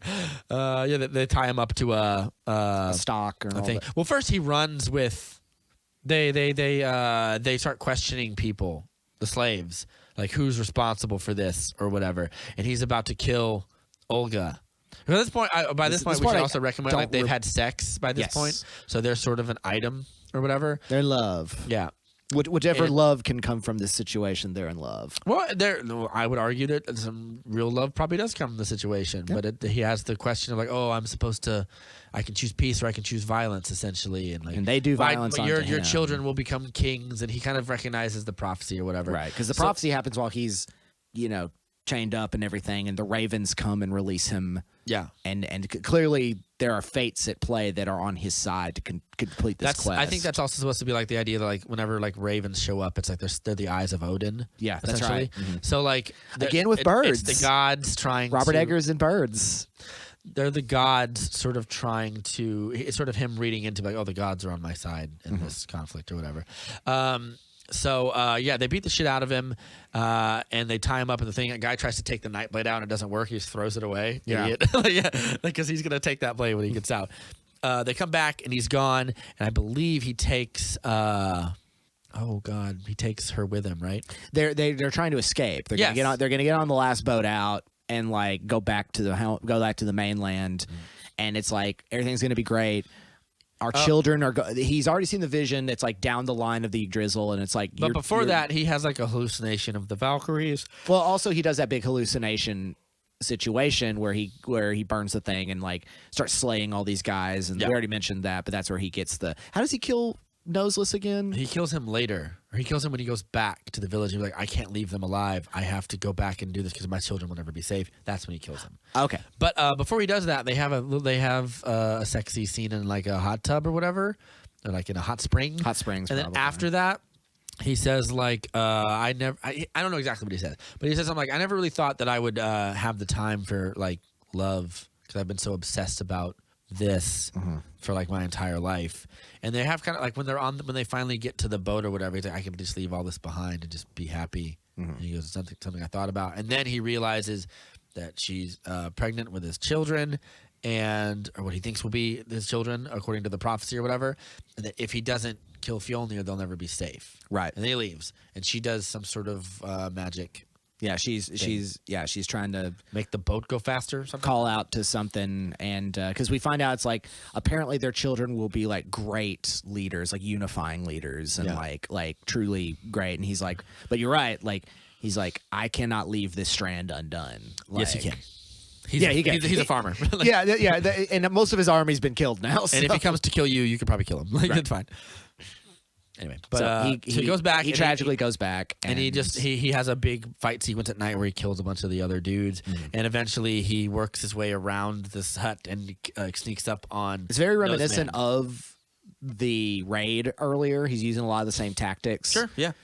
And then he like puts the sword through his face. That's right. It just like slowly goes through into his like, nose, and then he kills him. It's pretty nice. It's good. And then he goes in and he confronts his mother again. And she attacks him, and he kills her sort of Accidentally? Sort of accidentally. I would argue it's not He's accidentally. wielding. I think the blade kills her. Like the blade is out Well, for but blood. is it the blade or has it poisoned him enough where like vengeance has become? I think they're. It's a little bit of both. That's why I say that's why I say it's not really. Because he accidentally also kills his little brother. Yeah. Which is actually his blood brother, like you said. Like that's actually his. Yeah. And then this weird anticlimactic Fiona just walks in and just like deadpan looks down, looks back up, and he goes, "I'll see you later," or whatever, and just takes them. And I was like, okay. Okay, yeah, that just kind of very, very Robert Eggers. The whole family's dead. Just happens, death. Yeah. Why not? And then Either way, we're gonna take the clothes off. We're gonna take some clothes off, and we're go going to a volcano. One thing I Do some home gang. One thing I noticed as we were building up to the volcano fight is like the music in this movie is really dope. Yes, It's the lots of soundtrack is great. big drums and synthesizers and just like lots of like big Viking groups of men going, Yeah. big like grunts and stuff, and like the music's by Robin. two people. Yes, I can't remember who the other names are. Robin Carolan. It's this record label from England called Triangle. Yeah, and it's got a couple people I recognize. It's got the Haxon Cloak. Yeah, which is a industrial dark ambient kind of like horror. I listened to the score like after this movie for like a good 35 minutes, and I was like, it's really it's like some real cerebral stuff. Yeah, and Vessel is the artist who did a lot of the music, so it's a little mix of that stuff in the Ethereal and onward. Yeah, and then he at this point he's been wounded. By the way, like she wounds him, Cuts and him in the the brother gut. stabs him a bunch of times. I'm surprised he didn't die like from all the stab wounds. But Yeah. and That little he's- kid turns into a Chucky. And Yeah. he's like, and like so he goes like I need to go to the mouth of hell, which is this volcano essentially. And he gets there, and we go from him having clothes to not. Like it just like smoke goes over the thing, and then he's just in the volcano. Right. Like, how do you get into the volcano? it's like the Fire Temple. It strikes me as like super dangerous. Like how Yeah. do you get into one? And These not guys die? aren't coming back from this. Yeah. But and he has a sword and a shield. I also saw Fjolnir. Fjolnir Yeah. comes out of the fog and like attacks him from like in the distance of the camera or whatever. He's like out of focus, but I totally saw it coming or whatever. Yeah, I and did they too. I have remember being like, oh, there he is. they have a really kick-ass fight. It's a good fight. It's good stuff. And like the fire's got it's kind of like Mustafar. Yeah. It's just a little of that. There's like some there and he kind of loses in a way. I mean, they both die, but like he bests him. Yeah, Fjolnir kind of beats him. And like he just eventually like he's like, ugh, like he's been like he got 2 more wounds, and he's just like, my body can't lift anything anymore. And then he just manages to find enough strength to just like do a couple more strokes, and he just cuts his head off clean. Yeah, It's a good but like cut. I mean, you can feel good about that if you want to, but you lost too. Yeah, Like, he got bested. Yeah. And so Fjolnir kind of takes the fight to him in a way, and it's I well, don't now know. he's got like vengeance. Yeah. Nothing but vengeance in him. Yeah. Like he's lost everything. Yeah, it's a good movie. And we see the Valkyrie in a continuation of Robert Eggers' terrifying women of mythology, like the mermaid from the Lighthouse or the There's witch a from. mermaid in the White House. Yeah, dude. didn't know that. There's a whole mermaid vagina, and she like. Don't ruin it. Don't tell me. Yeah, Okay. you need to see that. I'll movie. watch it. I plan on It's watching it. fucking great. Yeah, no, there's a mermaid in it. Feels right. I mean, like And it's also like the terrifying witch. sirens The of the witch sea. from The Witch, has 2 forms.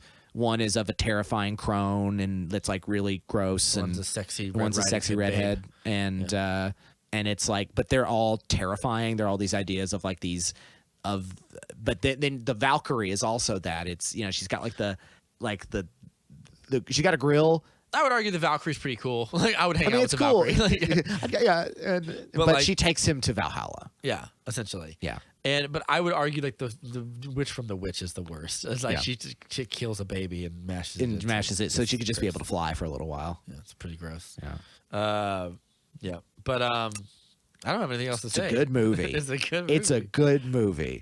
I can see myself rewatching it soon. Yeah, like some I'll of probably some of rewatch it, it at like some point. I've rewatched The Lighthouse quite a few times, but that's because I really like it. Yep. The Witch, I'll rewatch sometime. It's not one I go back to very often because it's kind of slower and it's a little more moody. I think that the horror of the witch gets spent very quickly after the first viewing. And then it's kind of like psychological. Yeah. Because you're just like, are they losing it? Is their religion and their isolation causing delusions. Yeah. Do you I think realize the witch is no? good, but, like, the devil walks among you. I think the scariest parts of the witch are like that, like when the goat speaks, Yeah. and then turns into a man, and I was like, that is chilling. the taste of butter? Yeah, and like Would you like to live deliciously? It's a great, yeah, of course I would. yeah, it's like to me, like that's the scariest stuff because like there's really aside from that, there's not.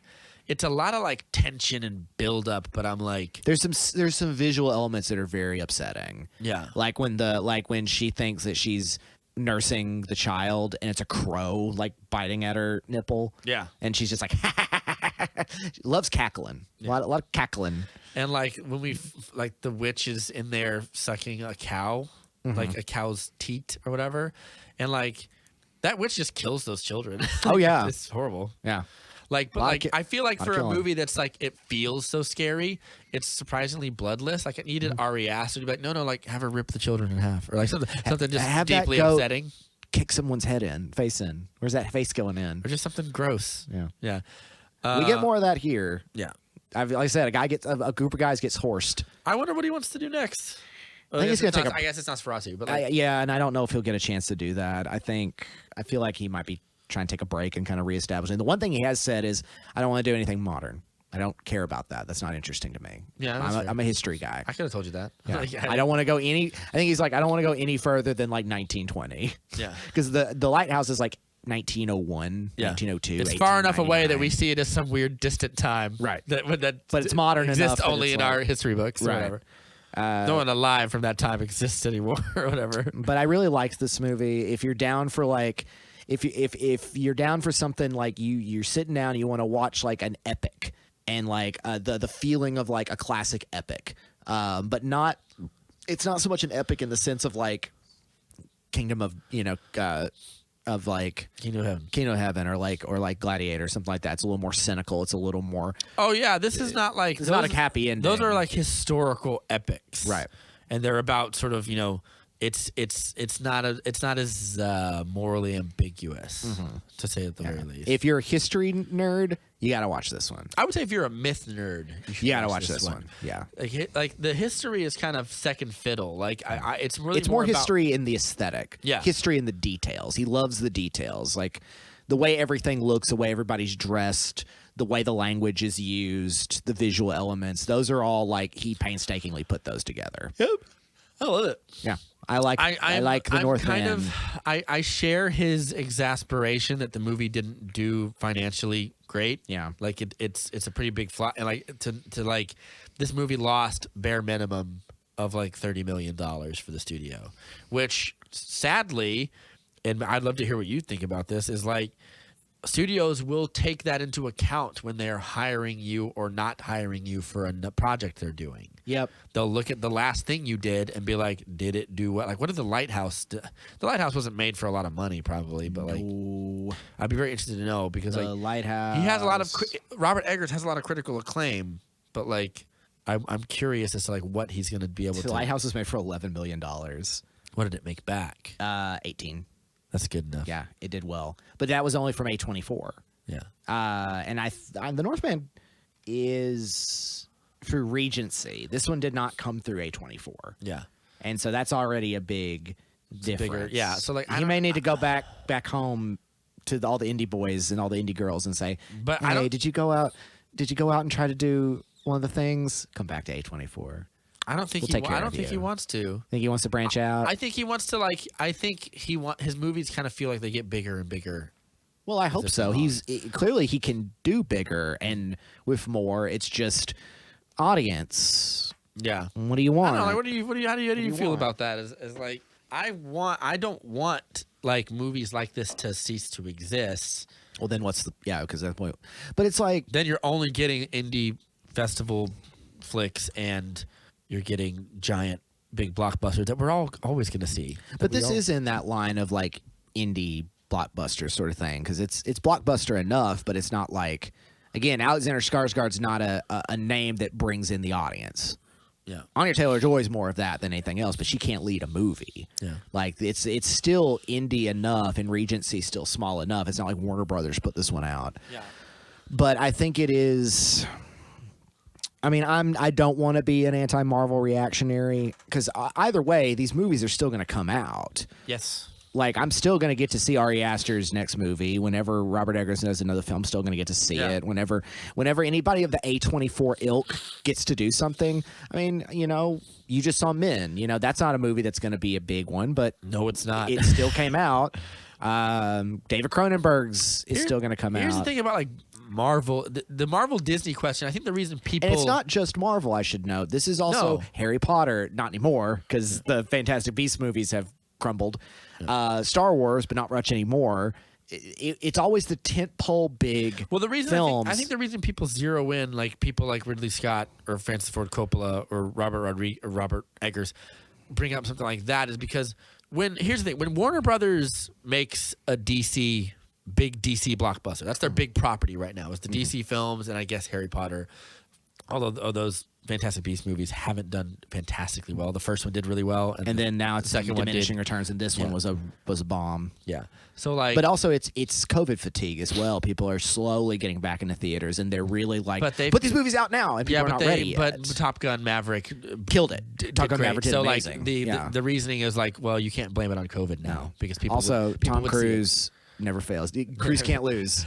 But my point is when Warner Brothers puts out like a movie like I'm trying to think like Aquaman or something. Like I wanted to say like Shazam did reasonably well. Aquaman did great. Yeah, it did like over $1 billion. But like but like I was gonna point out like Birds of Prey didn't do well. No. Suicide Squad didn't do well. But that's because of COVID. Right. There were restrictions on what we could do then, and people weren't going out. So I think those movies would have done better under better circumstances. And I think Warner Brothers knows that. Right. The Batman did well. Mm-hmm. When they put out a movie like this and it makes $1 billion or like Batman v Superman made like $900 million, The Batman made like almost $650 million. That money goes back into the studio and they spend it on other projects, some of which will be big projects, some of which will be smaller projects or medium projects. When Marvel makes a thing or Disney makes a thing, they take that money and they make other big things. Right. They only do Disney only does Marvel, Star Wars, Pixar. Right. Big, expensive things that a lot of people see, and they make big, expensive money. DreamWorks really isn't a thing anymore. That money doesn't trickle down to smaller directors wanting to do smaller things. Right. That's why I think DreamWorks really isn't a thing anymore. Yeah. That's why people kind of pick on Marvel, and because Marvel is seen as like or like Disney/Marvel, it seems like a standard bearer for what we want from our larger mass audience blockbuster entertainment. Yeah. Whereas I can look at something like DC or Warner Brothers or even Sony. Like Sony put money into Blade Runner 2049. It didn't do very well. No, it bombed. And they said Sony said something that it's weird because Sony is the most pernicious kind of studio about like being fickle about what the audience thinks and the money you're spending. They said like it's okay that the audience doesn't like it. We think it's a 5-star first-rate piece of cinema, and we stand behind it. And I was like, so whatever it makes, we're proud of it. And I was like, that must be Denis Villeneuve must have been like, Jesus, thank you. Yeah. So like, well, also they knew back in Denis Villeneuve is not a bad idea because Dune did well. Yeah. Against it's all another odds. thing. Like Warner Brothers, they did Dune, and Dune did quite well, and like it will get a sequel, and that money will trickle down to other people. How much? This is obviously a bigger conversation. I'm kind of getting a little tired, so I'm not able to go fully into it. I'm just saying, like that's why they pick on Disney. The world of Disney. Streaming now, much like long COVID, we don't really know fully how much this has affected. Like now, the idea of the box office is almost like a fading concept because for the most part, a lot of people will just watch something from their home. And then we've had 3 years. But it's got to get to the home. It's got to get to the home first. It's got to get made first. Yeah. But it's like, it's like with the rise of streaming and then COVID and with Marvel now not having really any major rivals in that run during that time period, we're just at a very interesting point. The only way I could think this movie would have done better, again, we don't really have these like you think about something like we were just talking about Gladiator. Think about something like Blast of the Mohicans or something like that, or Dances with Wolves. like the thinking man's blockbuster, Right. The Which this mid-budget isn't. film. This is not like those movies because it doesn't have sweeping, music and a story of redemption or anything like that. It's accessible in brackets. It is a It's accessible historical, mythological tragedy. It's the most accessible of the inaccessible Robert Eggers or whatever. It is a thing of in itself. It would be better fit in the 70s than it would be now. Sure. And because it's got more in common with Roman Polanski's Macbeth. Yeah. Which is brutal and violent and based in tragedy and based on a classic myth or story than it does with Gladiator. Yeah. And so you wonder how well it would have done then versus it's a unique movie. It's a unique thing because it's like you get Robert Eggers, who's already like a fan critical darling, and you give him this, and it's like not only is it good, like it needs to do It well. also highlights that divide between like the critics and the audience. Like critics love Robert Eggers movies. They're all super well received. Like critics want all movies to be like this. Like there are movies for critics. I don't think they do. I No, think no, they just. I think I they don't just think they do like, either, but, like- that they get to have these movies. Yes. because not a lot of people will do this. I think that's why they're a little more friendly on certain blockbusters that are a little more subversive. Yeah, I think that like when the critics look at a movie like like The Northman or something, I think they see a movie that doesn't really get a chance to be made a lot anymore. I agree with them. And I think cynical like only pop culturists who only consume the next big Star Wars thing, the next big Marvel thing, whatever the next big pop culture zeitgeist thing is, that's all they watch. They'll see like, oh, the critics are just biased because it's like it's cinema looking and it's like snooty and it's smart, so they like that or whatever. But you are right about like people will just watch their stuff at home. Here's a fact that like blew my mind. Y'all, you can have both. Yes, you can. I love. But they think there's a poisoning of the well, and there isn't, or at least not to that degree. Right. And I think this also has its roots back to when people try different things in these big tent poles. When you get like you can try different things in your indie, your mid-budget indie thing. This Northman. Well, I think about movie. Like, but you can't try it in Star Wars, right? Alfonso Cuarón doing Prisoner of Azkaban. And I don't think there's anybody out there that's poo-pooing on that movie. No, I think most people agree it's probably the best of the Potters. No, but it's pretty good though. It's pretty great. Yeah.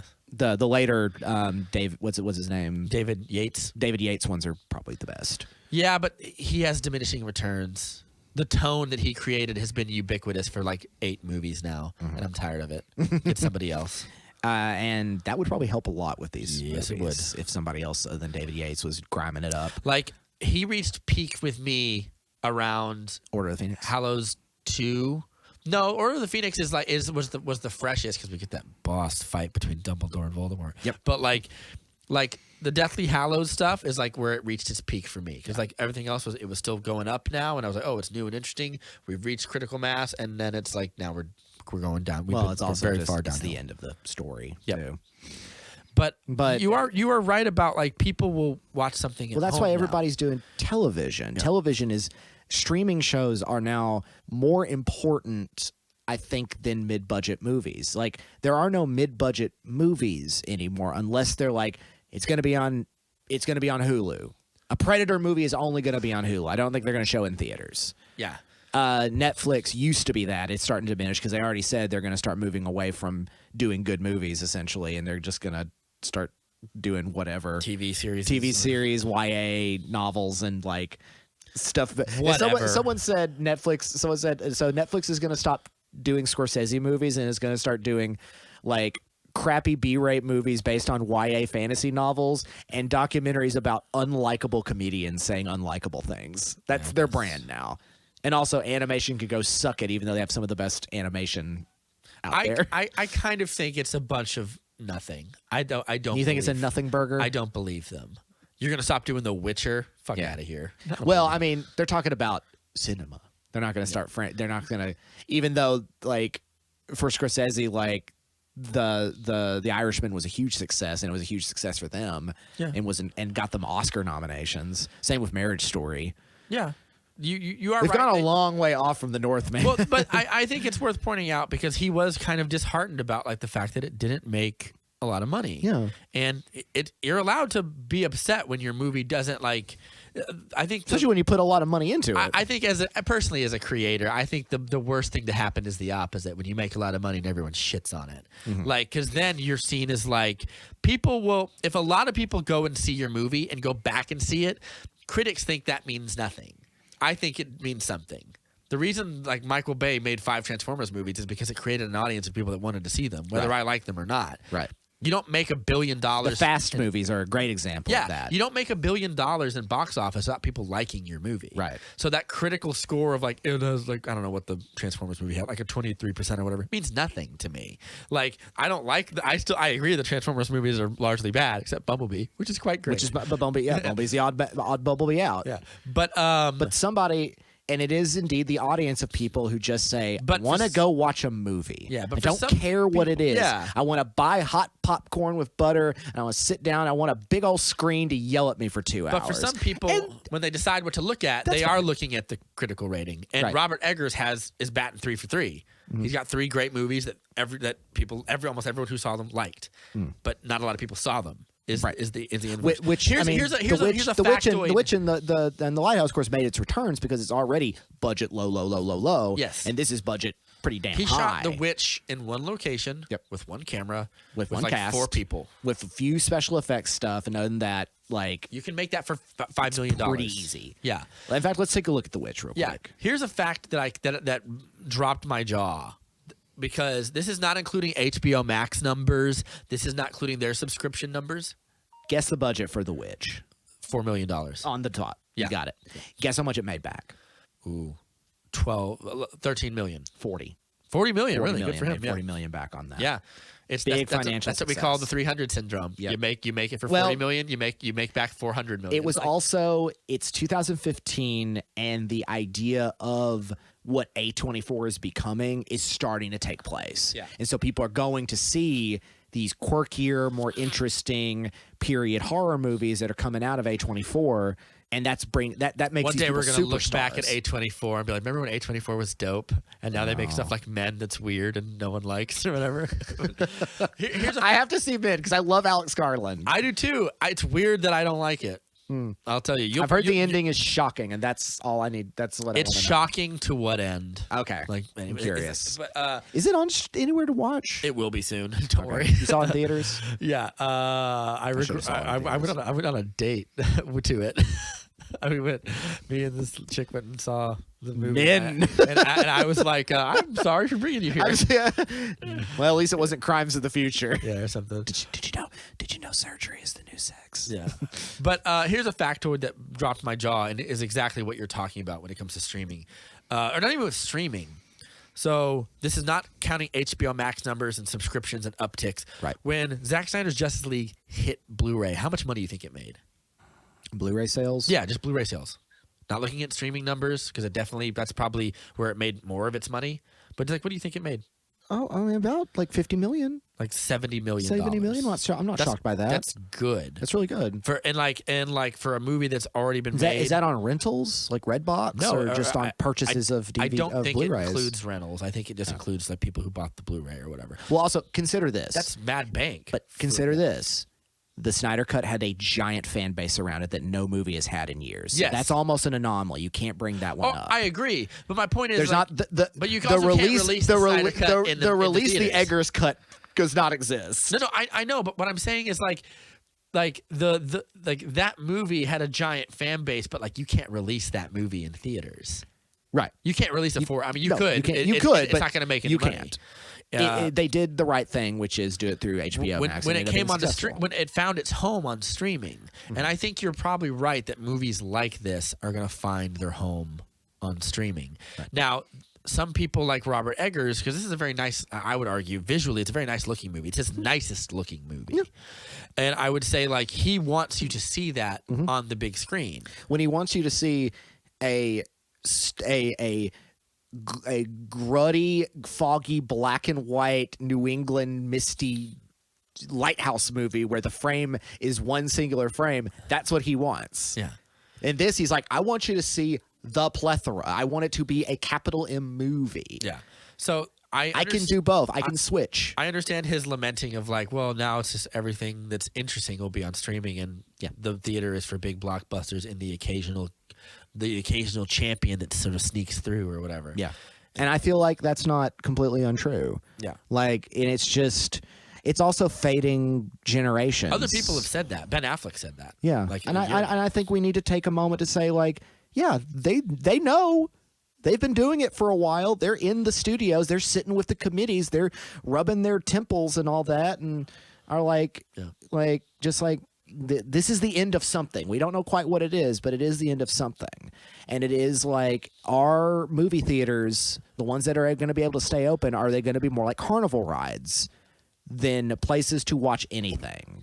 Like 10 years ago, in the current situation, would I be able to just go and watch No Country for Old Men like I did when I saw it in Market Street? Or would that not be the case? Would it be something that's like it's on Netflix? Today, probably it's on Netflix. Yeah. Yeah. And that the idea of that is fiendish. Yeah. Is upsetting because it's like yeah. There's a difference. It's the difference between listening to music on vinyl versus listening to it on YouTube. Yes, well, vinyl's worse. Right. Take that, hipsters. But it's the experience of it. Yeah. Technically, watching a movie in theaters is visually worse because it's going through a projector. It's not in 4K. Yeah. No, you're right. Unless you're watching like, you get like the, I don't know, Cinemark XD or whatever. Right. Even then, yeah, it's going through a thing. Yeah. So I think that when people like got mad at Martin Scorsese for being like, eventually this movie theaters are only going to be for content, for like big theme park rides or whatever. Like, I think you explained that better than he just did just now, and that's why everyone got mad at him and no one's mad at you. Well, I bet some people more people were mad listen at to Martin me. Scorsese. But he makes a good point. Content.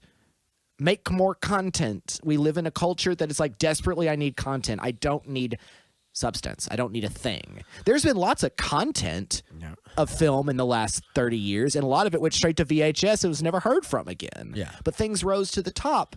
It was a lot more dog eat dog. It was a lot more kind of like it used to be. Well, obviously studios were involved, but it used to be a lot more kind of like Darwinian. Yeah. And now it's direct to DVD is streaming. Right.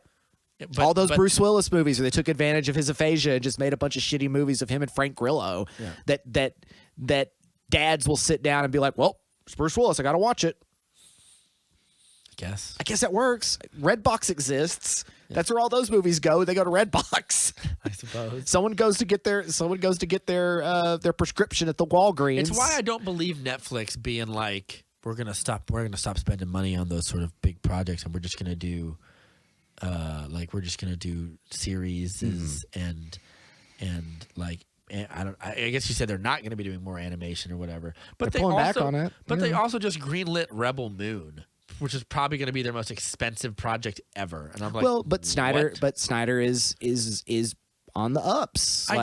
Army of the Dead was successful, and yeah, but I mean, it's just weird. It makes me think like, well, so are you lying? Are you going to do it? Or are you not going to do it? I don't know. Like, it makes me think like we're not going to do something like The Irishman. The Irishman was also successful. Very successful, yeah. So, but also, there's a difference between like I don't know what I guess what I'm saying is I don't know what Netflix wants.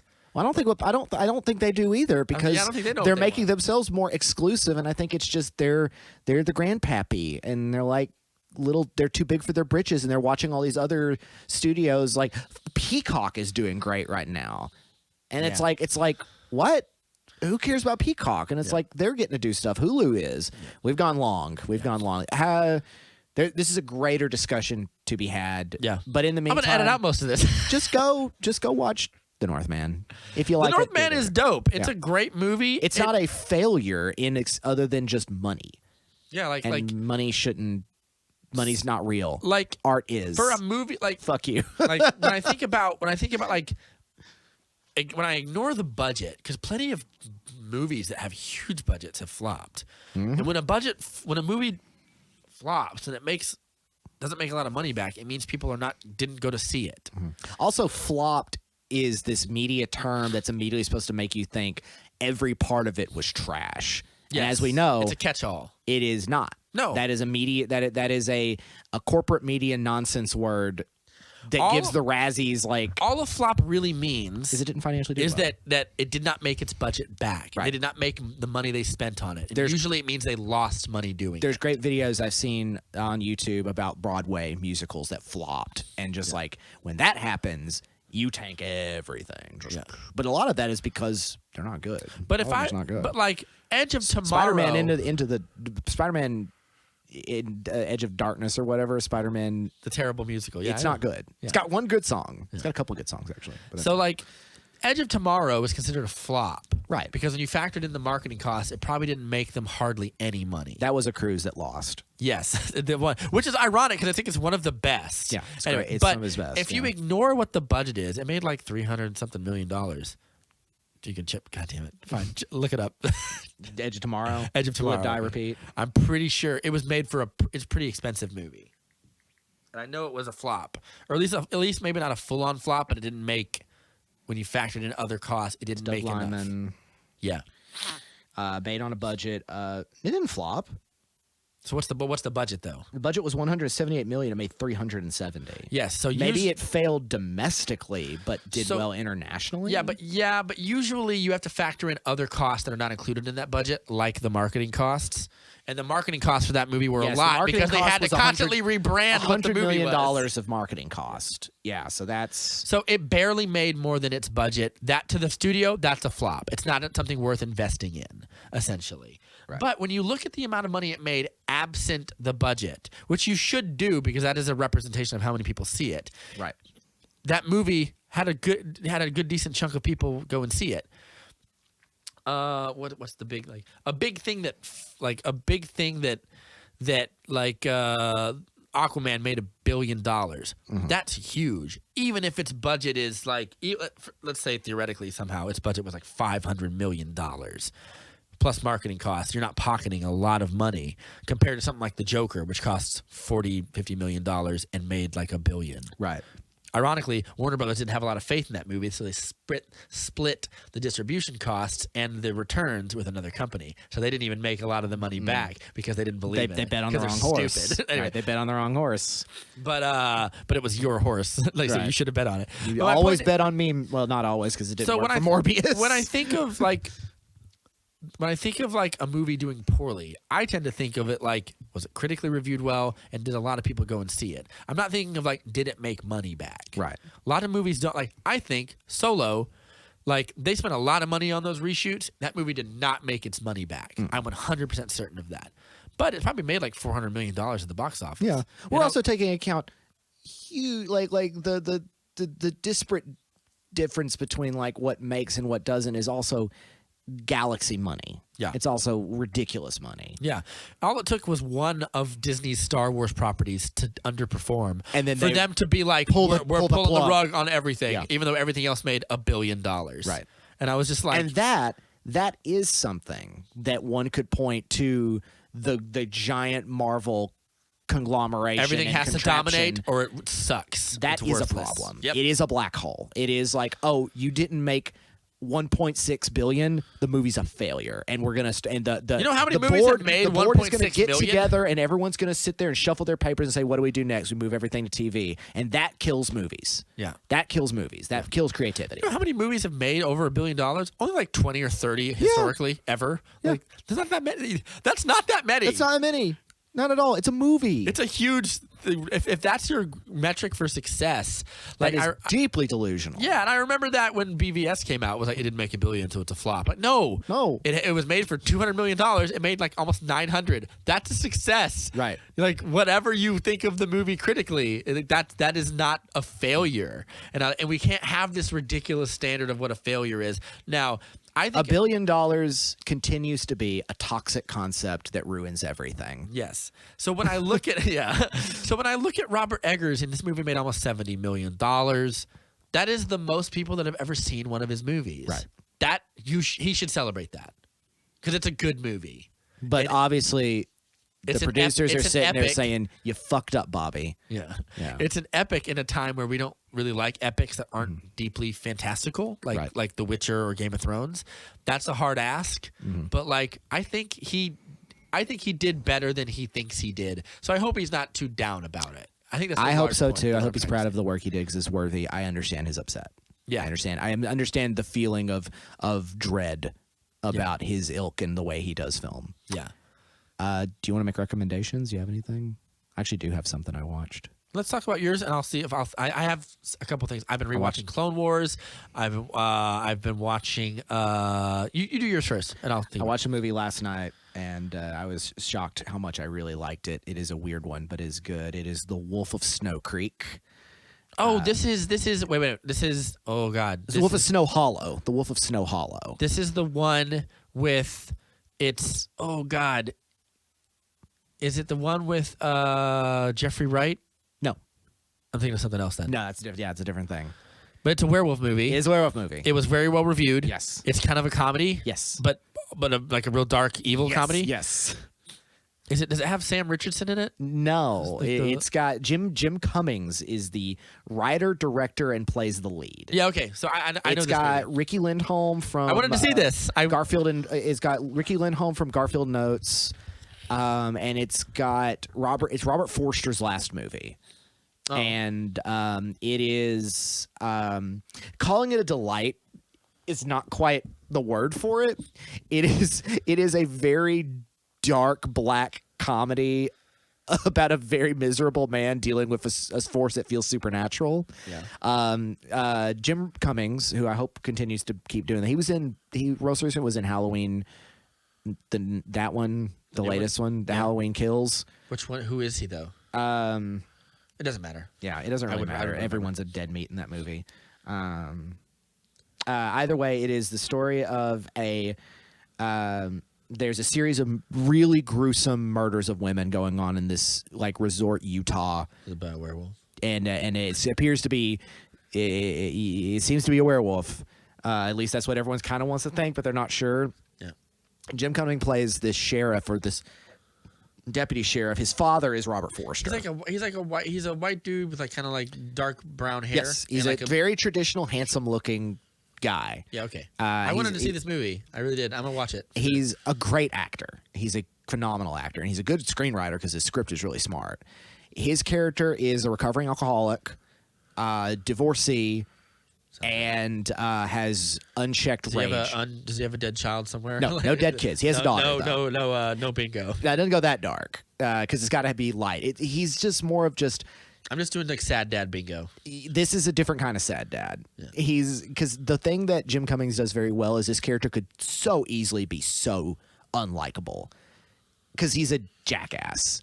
He's a rage-filled recovering alcoholic whose daughter hates him, whose relationships fall apart. He's a jerk at work and doesn't respect his father, who's Robert Forster, who's the sheriff. Yeah. And Robert Forster's kind of like getting older and delusional. He's having heart problems and all that. And he is sticking everything to this series of murders and trying to solve what's going on. Yeah. He plays this character so amazing. He is so determined and so flustered and so he goes off on just these rants and just gets so angry at everybody. He's a miserable character, but I would watch a series of movies with this character like of this sheriff. Yeah. And it's pretty brutal. I mean, it is a horror movie, but it is more a horror movie in the sense of, and when I say this, I don't mean like entirely. It is closer to like Jim Jarmusch's zombie movie he did. We Are All, or is it the Dead Don't Die? I can't remember. Where it's a zombie movie. It's Adam Driver and all that. And Yeah, I remember. I know the movie. Yeah, it's more in that tone. Yeah. And it's actually very kind of feels a little like a Shane Black sort of kind of movie where it's like it's comedy, funny but quite scary and gory. Yeah, and the tragedy and misfortune that happens to this man is almost cosmically sad and funny, but you're not laughing at him. It's a weird like balancing act this movie does, and it's warm-hearted enough that you really like this guy, even though you shouldn't because he's a piece of shit, but you understand his struggles. And while all this is going on, it's short. It's also really short, really fast, the dialogue's really quick and funny. He for instance, he keeps getting into it into the coroner this like corner guy who's always like bringing stuff up, and they're always arguing like, "We, excuse me, you don't have like a PhD in forensics and opening up bodies and finding out." It's like, you're a loser, and my daughter could have solved this. Well, send your daughter out, you piece of shit, you fuckface. And he's like, he's so petulant, and Ricky Lindholm is really good. She's like his assistant and all that. She's always nice to show up in things. Jimmy Tardo, who I don't know, he started on the line and he's in American Vandal. He's got like a deep bro voice and he kind of looks like a college dickhead, and he plays that to a T. He's really good in this. Yeah. He plays like the first victim's boyfriend, and he's like initially the suspect, and he's just like, you guys fucking suck. Like why can't you guys be competent? And this poor guy is staking his entire career and his entire sanity, his sobriety, on solving this case, and it just keeps getting worse. Yeah. And that could be the thing about the movie, is it just keeps getting worse, and the town starts turning on him, and he cannot get this thing to work. But he knows something more is going on. He knows something more is going on, and where it goes, you just have to see. Yeah, I do recommend it. It is violent and upsettingly violent at times, which is balanced out with the humor. And it's more just the violence is almost his frustration at it is the humor, where he's just like, I need everyone to get away from here. Like find that arm. That arm is over there. And he's berating everybody. A befuddled sheriff who has to deal with like people that are barely more competent than he is. Barely more competent than he is. He clearly just has all these problems, and he's trying so hard to stay sober and trying so hard to keep his relationship with his daughter together. And Cummings is such a good actor and so somehow likable. Maybe it's just me. I could see how people could really be like, I hate this guy. I hate this movie. This is so miserable. It's misery porn. He keeps the lightness of it so well. I've heard nothing but good things about it. I like it. It's very like low 90 times. budget. It's very indie. But its quirk factor is not so... How's like the monster effect? Pretty good. Pretty good? Pretty good. There's some really good shots of this werewolf. Yeah. Where it comes from, where like, because werewolf stories are all about the mystery of who's the werewolf. Yeah. That makes it unique among horror things. Like the vampire is always the vampire. Yeah. No one's hiding being the vampire. You can't pretend to not be a vampire. Right. The fishman is a monster. The werewolf is a guess who. It's a murder mystery. Who's the werewolf? Yeah. Unless it's like American Werewolf in London. We know that from the beginning. Yeah. But there was another werewolf movie that came out recently called Cursed that everyone was like, this is good. I've heard good things about it. I didn't get a chance to see it, but I really wanted to. Yeah. And last thing, because I love werewolves. I love the idea. You'll like this movie. I think, or you'll be really kind of like by the end, like, really. We'll see. We'll see. Okay. It's short. It's. I really liked it. I laughed out loud several times. Speaking of murder mysteries, I'll recommend Dark Waters on the Hulu. Patricia Highsmith story. Yeah, I've been curious about this. It's Ben Affleck and Ana de Armas. Yeah. It's basically how to sum this movie up as succinctly as possible. Because it's an old story. It's a Patricia Highsmith novel. Yeah. It was made into a movie in like the 50s. Yeah. Yeah. Ana de Armas is Ben Affleck's wife. And she is essentially a woman that likes to... I don't know if she does it for herself or if she does it for him. I'm pretty sure she does it for herself. She likes to go around and basically cuck Ben Affleck. Right. Is the thing. She goes around and flirts with other men or makes out with other men or is clearly having sex with these other men. And everyone else can see it, but they think Ben Affleck can't see it. But Ben Affleck does see it. But he still stays with her out of like... The reason becomes unclear. It's either I accept her for who she is, and that's really what love is all about, or it's also because really that's what I'm like or what I'm into, or a weird mishmash of both. Of all of it, yeah. And all I can really like remember about this movie is like how great, like Ben Affleck doesn't get to do stuff like this much, and when again, this is kind of like this would have been a movie at one point. Yeah, now it's not. And I feel like this is like an early 2000s murder mystery kind of movie thing that like a Talented Mr. Ripley, which is also Patricia Highsmith. Yeah, it feels like for me, it feels like a great knockoff of Gone Girl, kind of. Except it Gone Girl is kind of a knockoff of it. Yeah, probably. Yeah. It's like but when I look at this movie, I really love. It's the Affleck effect. Honestly, Ben Affleck has to be the best part of it for all of his. He's not stupid in the movie either. That's the thing about him. He's very smart. He's very intelligent. In order to get laid by his wife, he flirts with one of his wife's friends because the wife likes to go around and fuck around with all these other men. Right. But So like her powers challenge, she's like, ooh, interesting. And she was like, I saw you dancing. I can't remember the people's names. Right. She was like, I saw you dancing but there's with Patricia. There's a psychosexual obsessiveness going on yes. here. And so she tells, she asks him in the car on the way home, I saw you dancing with Patricia. She's like, you never dance. And you're like, oh, I felt like. Ben Affleck plays it like so like so blasé, like, oh, whatever, man. And he's like, oh, like I was like, oh, yeah. Sometimes I feel like having fun. She's like, you never have fun. He's like, and then she immediately goes, Anna de Armas is like the most gullible, easily led, hubris-filled like character. She plays it really well, but like she goes like, do you think she's prettier than me? And he's like, I think she's pretty. And he goes, but no one is prettier than you. And she basically looks at him, she grabs his dick like she's gonna rip it off. He goes, do you think she's prettier than me? Or whatever. That's great. And it's a lot of fun. And of course, because of that, like throughout the movie they imply he's not allowed to have sex with her.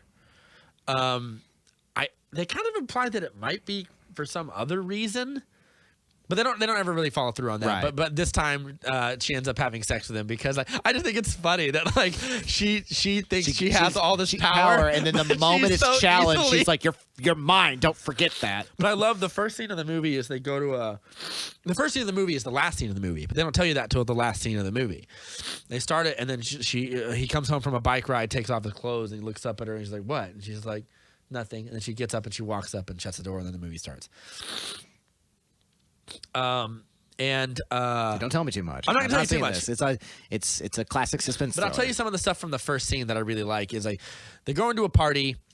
There's all like infidelity is like a big theme of the movie. There's lots of people, not lots. There's like two people. But they go there. They have a group of friends that are comprised of like a couple different actors that you've probably seen and stuff. I can't remember their names, but you'd recognize them if you saw them. And they go there, and she has this. I don't even know what he is. He looks like a surfer model or something, like some like surfer dude with long Jason Momoa hair, brown blonde hair. And she goes, "I want you to meet him." And she constantly loves to introduce her paramours to Ben Affleck or whatever. And he kind of just like also Ben Affleck is like 9,000 feet tall or whatever. Right. Like he towers over everybody. Now like, is this based in modern times? Yes. Okay, because it's a 50s novel. So, but it's based now. Yes. So it's not like a period piece. Definitely based now. Also, it's directed by Adrian Lin, who's really good. Yeah. Did Fatal Attraction and Indecent Proposal. One of the masters of the erotic thriller. Yes, that's kind of, I mean, it feels like that. So, did Jacob's Ladder, which is quite a movie. Huge inspiration for like Silent Hill and horror. So she introduces him to the thing, and that she goes off to do something or whatever. And everyone's like, like, she's probably having sex with that dude. And he goes like, what? You really think that? He's playing dumb because I think he knows. And she introduces him to this paramour, this surfer dude. And then she goes off to go smoke something, and they have this little scene in a kitchen together while this party's happening in the background or whatever. It's really good. And he goes, hey man, I want you to really thank you for thanks for coming out. It's nice to meet you or whatever. Like your wife's great. Like she's a great friend to me or whatever. And the guy's kind of cocky about it or whatever. Like he's kind of like trying to like rub his nose in it just a little bit. And Baffin goes like, she has lots of friends or whatever. And he goes like, oh yeah. And he's like, yeah. Like she was like it's really a shame what happened to the last one or whatever. And he's like, what do you mean? Like, oh yeah, like Michael. I can't remember the guy's name. Like Michael Williams or something like that. And he's like, oh yeah. I was like, what happened? Like, yeah, he died or whatever.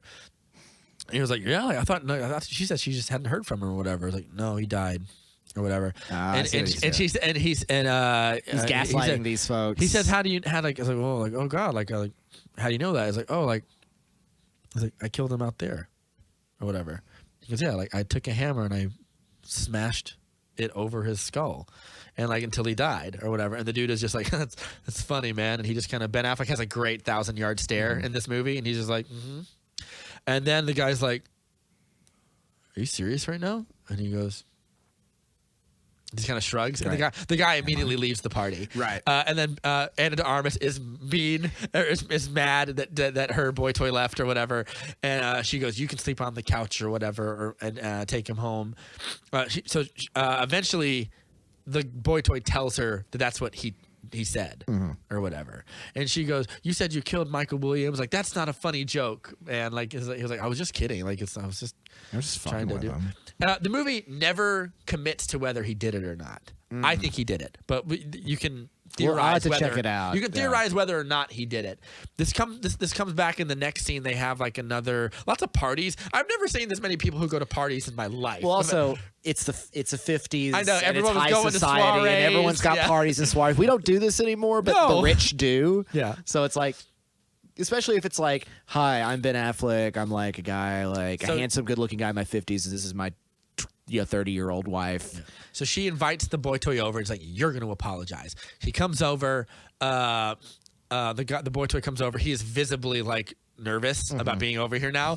Again, it's And Bat he comes in. He comes over like, "Hey, is Anna here?" It's like, "Oh no, like it's just you and me." He's like, "Yeah, I thought we could have dinner or whatever." And he's just like, he goes, "I'm kidding. She's upstairs." Like Ben Affleck is enjoying like watching this guy just squirm or whatever. It's a lot of fun. He's been fucked around so often. And he's a really great cook. He's like one of those like perfect cooks who does perfect things. I don't know. And he's making like lobster or something. And as him, Anna de Armas, and the guy are sitting down as the stuff is cooking, he goes like, I can't have lobster. And he goes like, "Oh, why not?" And he goes like, I'm allergic to it. I'm allergic to shellfish or whatever." And he goes, Ben Affleck makes him a grilled cheese sandwich. That's really good. I love it. I love it. So he goes, "I just wanted to say I'm sorry if I made you uncomfortable." He's like, "My humor is not always for everybody." And they talk for a little bit. He really likes the sandwich. That's a big theme. It's got to be a good. And Armis steps away for a second or whatever, and he goes, "Anyway." He goes like, "So you need to be nice to him or whatever." So she leaves and goes upstairs to do something real quick. Ben Affleck, I think, for a second grabs like a heavy object, like he's thinking about killing him or whatever, and I think he ends up putting it behind his back or whatever. And he goes, they have a talk about something, and he goes, he's like, "Man," he goes, "I'm sorry for making that joke to you." And then he goes like, "Oh, it's fine, man. Like, I understand. Like I can be pretty protective too." And he goes, "Except I wasn't joking," or whatever. And he basically doubles down. Right. And he goes like, "I definitely killed him," or whatever. And then he looks down at him and he goes like, "You should leave and never come back." And he goes, "Or you might come up missing too," or whatever. And then he goes, "Boom, like your Uber's here." Or he calls him an Uber and makes him leave. And then she comes back down. I was like, "Oh, where'd he go?" And he's like, "Oh, like he said he had to run or whatever."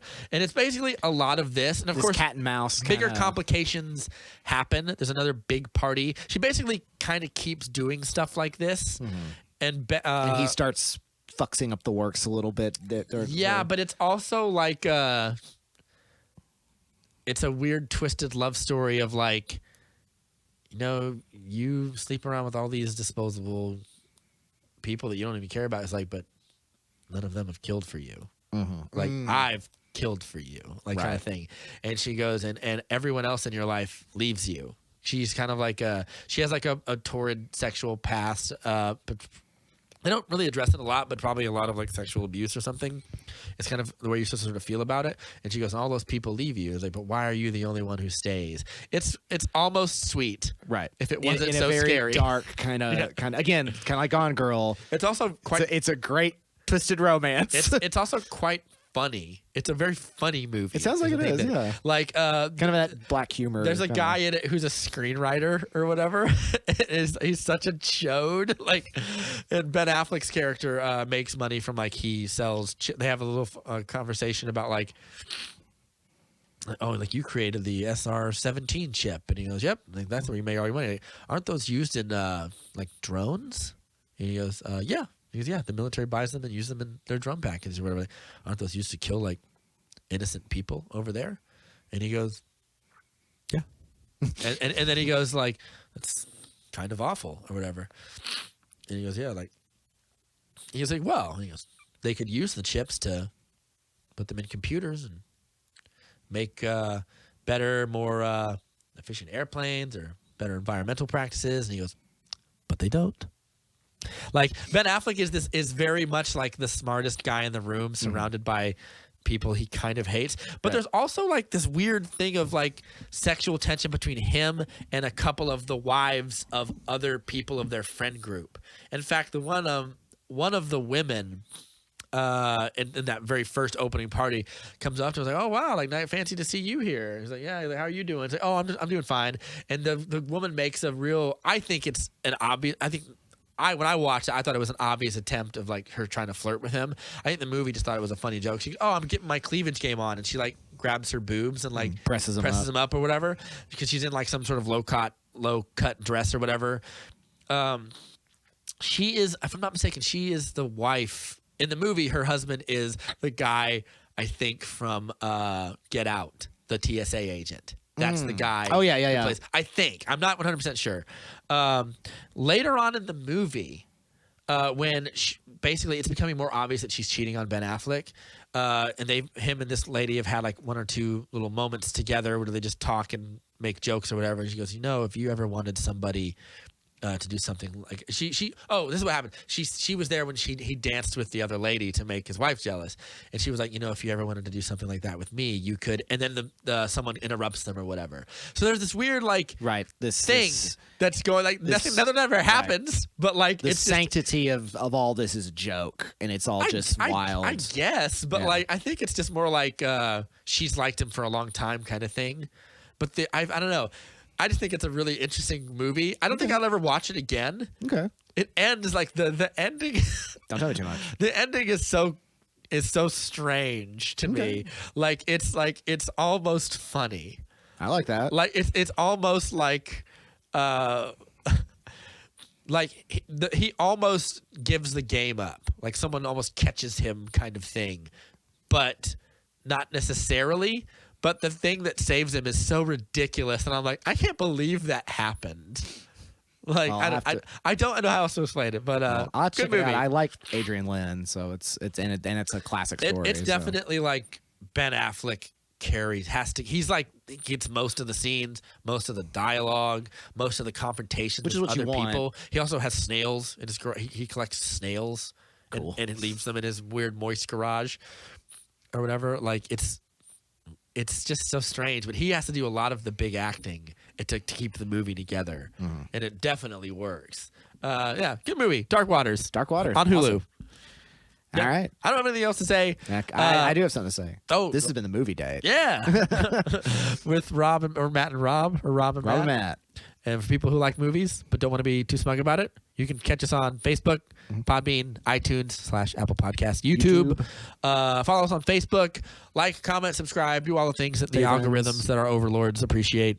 Tell the robots to like us. Yes. And we will see you guys on the next time. Take it easy. Bye-bye.